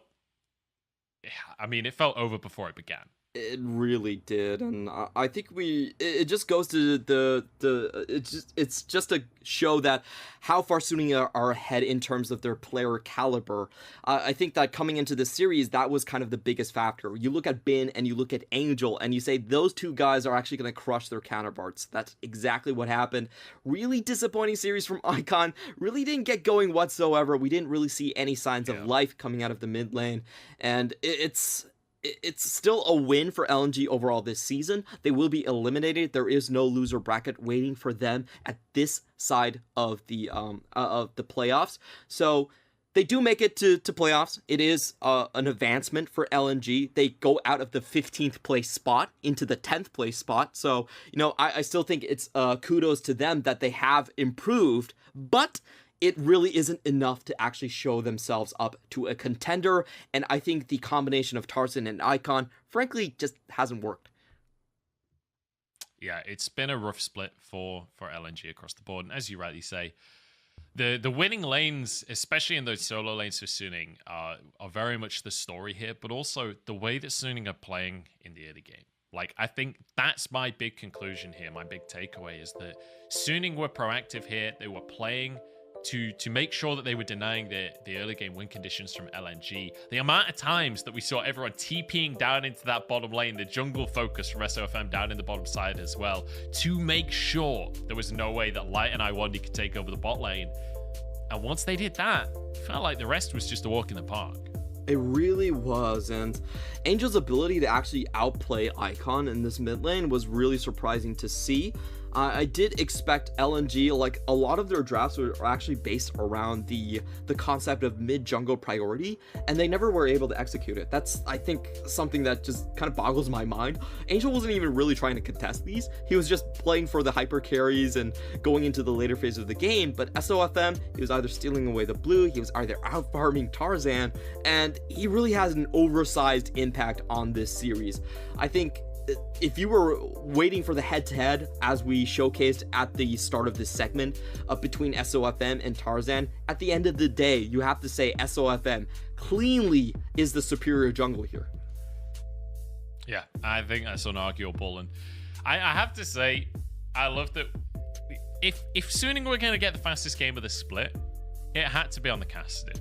When you think back to 2020, they had a couple of games on Kassadin where it was all about these weird early game skirmishes where Angel would arrive late and just sweep up all the kills, get fed on Kassadin, and just end the game off of that. It's this bizarre thing where Kassadin is not a mid-game skirmisher. He is not an early game carry, but for some reason, for Suning, they somehow managed to make this pick work in those scenarios over and over again. They're the only team in the world that I've seen do it, and it is really something to behold. They do it again. They get this insane speed run of the first round of playoffs. And I have to say, Suning looked good today. Moving forward in the bracket now, suddenly Suning on this underdog that have been underperforming all split, blah, blah. Suddenly, their early game actually looks real good. Yeah, and that's going to be really crucial against a team like WE that they will be facing later on into the gauntlet. WE is a team that actually has a lot of early game action. That's the biggest difference between them and Suning. Suning, they have the same sort of idea where they overload with carries and play the 1-3-1. WE kind of does that as well. W essentially has 4 carries in Beishang, Jomong, Shanks, and Breathe at the same time, and they overload you with damage. Sunny do the same thing, but W get on the map a lot sooner. So I think SOFM, he's going to have a much, much harder time against someone like Beishang, who I consider to be the best jungler of the split. Yeah, it's definitely going to be a tougher matchup, as you would expect going through a gauntlet, right? It is in order of seeding, so you'd hope that it would be a tougher matchup. But WE, certainly. I think the biggest difference in my mind as well is the stronger solo lanes, right?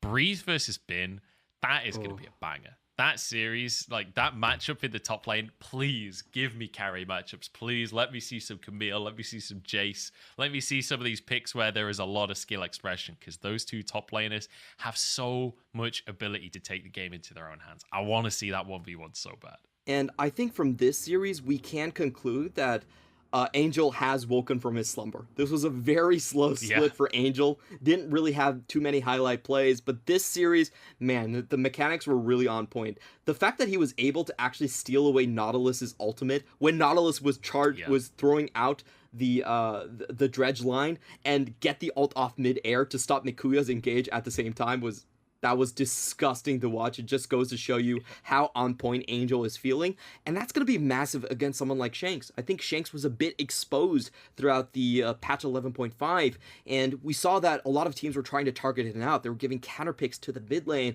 and just making sure that W didn't have the impact through mid jungle anymore. If Angel can keep his performance from this series, that could be a potential way they attack the Achilles heel on WE. I have to say, Suning have never made playoffs in spring before, and now they've made it. They did it on the 7th seed, and they have crushed their first round. And feels like they've woken up a couple of months earlier than they usually do into the year, and now managing to guarantee themselves pushing forwards in the tournament. I'm excited for what's next for Suning. I'm really excited to see them go up against WE. I feel like it's going to be a really interesting matchup because I think pound for pound, the rosters are fairly similar across the board. I'd say probably a mid-diff in favor of Suning, but generally speaking, I think it's a very even matchup. I think that's going to be one of the first matchups where we have a really, really split analyst desk on trying to predict the scorelines. Yeah, personally, I still favor WE a little bit. One area we didn't talk about was actually the support difference. I consider missing a much more decisive support over someone like On. This is On's actually his first split, his first foray into the LPL, and he's been mainly playing defensive duty for Huan Feng. So I feel like missing will be sort of the key piece if we see skirmishes develop and W trying to take over the early game. Yeah, recently On's been kind of like a Yu Yanja without the 0-6, that kind of support. So really good stuff to see from On. As just, I don't know why I'm just randomly jabbing Yu Yanja. I'm sorry, mate. He's not even playing. He's probably not, though, let's be honest. Let's talk about our MVP. It's SOFM. Coming out of the back of that series, I think we all knew that was coming because his early game was insanely proactive. He completely took over the game. 7-0 and 9. I mean, what else do you say about that kind of Hecarim performance? Coming in with Smite Ignite. This guy is just here to make a wave. Can we call him the Rapidash, the Ignite pony coming in on this one? I love it. Just so much damage coming out from SOFM, and he was really in the right spot all the time here. The counter engage here was massive. This was a 2-for-nothing trade. Tarzan wastes a lot of time when he's already down in terms of experience, and LNG just they lose any motivation to go into this bot lane again. Before this point, they were actually fairly decently ahead, and this fight was kind of all over from those early game plays. Just reading the map super well, always being at the right positions, and also making sure that Cassidy gets his quadra kill. I mean, this play was just... This was only 10 minutes in, but it was the end of the game. This moment right here was just Angel grabbing every single kill to set it up for a quadra. I mean, a quadra kill is basically a lost chapter. That's just such an insane amount of gold. That's a needlessly large run right there. That's upgrading your Dark Seal into a Medjai's. It's such an insane amount of gold to be putting into a Kassadin's pocket. There is no coming back from that kind of skirmish. And then Suning knew it. Like, the speed at which they accelerated from that point. And I feel like I've said it a few times, but I want to reiterate. Suning were a slow team across this split. This is not the version of Suning that we saw in the regular season. Them turning that lead in the early game into such a dominant snowball is a new look for Suning when it comes to their Spring 2021 performance. And it's a look that I'm all about. I feel like SOFM is actually unleashed here. If you look at SOFM stats, he's very, very low in the first blood, and he's super low in the kills participated at 15 as well. But this is a new look for SOFM. He's actually playing much more proactively, looking for proactive ganks onto the different lanes and succeeding with it. So we should expect Suning to come into form against WE and try to play at an even pace. Well, looking pretty good coming out from the first series of playoffs there for Suning. We'll see if they can keep that going in the lower bracket. We're going to head over and have a chat with Suning, though. We're going to head over to our Kassadin maestro himself, Angel, as Wendy's going to give us an interview. Hi everyone, welcome to interview, and here we have Andrew from Suning with us. So congratulations on today's victory against LNG, and facing the veteran icon, you got the 3-0 victory. So I'm satisfied with today's performance. 那首先恭喜你们，今天很漂亮，3-0拿下了今天的比赛。今天也是面对到 LNG， 特别也是面对到很有经验的老将中单选手 icon。那对自己今天的表现还满意吗？我觉得整体来说，今天表现是蛮好的。I feel like generally I'm quite satisfied with my own performance. And also, let's move on to today's game. As usual, Suning can always surprise us with so many interesting picks. And in game 2, SOFM just got this Xin Zhao, and you have picked the Celine. And also in game 3, you have got your 100% win rate on Kassadin. So could we know more about your ban pick strategy? And are these champions some secret weapons you guys prepare for the playoffs? Because in the previous interview, SOFF mentioned something about the secret weapons. 那感觉你们和往常一样，你们的 BP 尤其英雄选择总是能够给我们带来很大的惊喜。今天第2局，骚芬也是拿到了一个赵信嘛，然后你也是拿到了中单的一个基蓝，特别第3局也是拿出了自己100%胜利的卡萨丁。那这些是有特别为季后赛来准备的吗？因为之前的采访里，骚芬也提到说你们有一些秘密武器。是的，我觉得我们为这一次季后赛准备了还有很多。就这暂时 LPL 没有人拿出来的英雄嘛，我们之后也会在比赛中想办法的去选到。To be honest, we have prepared a lot champions that the other LPL teams they may not pick. So if we have the opportunities, maybe we will show those champions to you guys in the following matchups. So definitely we are looking forward to that. And also let's move on to this game 2, because I feel like after game 1, definitely LNG they made some feedbacks and changes for their ban pick strategy. because in game 2 they have picked so many utility champions, including Lulu and Karma. So have you expected and how to tackle with their draft in the actual game? 那说到今天的一个比赛嘛，我们也能感觉到 LNG 在第一局以后有进行了很多战术上的调整，第二局也拿出了有很多功能性英雄的一个保护型阵容，像露露啊、卡尔玛。那你们在 BP 的时候预料到吗？然后呢，在游戏中是怎么去进行一个应对的呢？他们要选露露、卡尔玛这种英雄，我们是当时没有意料到，但是我们还是大概知道他们的阵容大概是怎么样的，他们就中团比较厉害，我们就想办法玩绕后的。To be honest, in the ban pick phase, we didn't expect the opponent's team they would pick the Lulu, Karma, those champions, but we know how to handle with their draft because I think they're quite strong in the main lane team fight. So we try to find out a very good teleport flank angle to tackle with their draft in the actual game. And definitely, you guys have a super good game 2, and the game 3 is one-sided as well. And you were able to get the quadra kill in the bot lane right after 10 minutes. So could we know more about that? Have you expect you are going to pick that quadra in the very early game? 那第二局你们表现非常亮眼，第三局同样很出色。你的卡萨丁也是很快的，就在10分钟刚过，在下路收获了4杀。就当时是怎么样的情况？有没有预料到说可以在游戏这么早就直接拿到一波4杀起飞呢？当时是没有预料到自己可以拿4杀的，只是想 TP 柜把对面 AD 杀了就好了。然后对面很多队友快救他们 AD， 然后一不小心就都杀掉了。To be honest, I didn't expect I got that quadra kill. I just want to use my teleport to kill the opponent's AD carry. But then the opponents, they just come try to help their AD carries one by one. So I just found a very good angle to just kill them all and got that quadra. And the game 3 is super quickly. You were ended up the game super quickly. And I think you were able to end the game around 17 minutes. So after you guys have a super huge lead from the early game, what's the team's communication? 那第二局、第三局，其实你们也是很快17分钟就终结了比赛嘛。那你们在确定了比较大的一个优势的情况下，队内有没有说一些什么沟通的话之类的吗？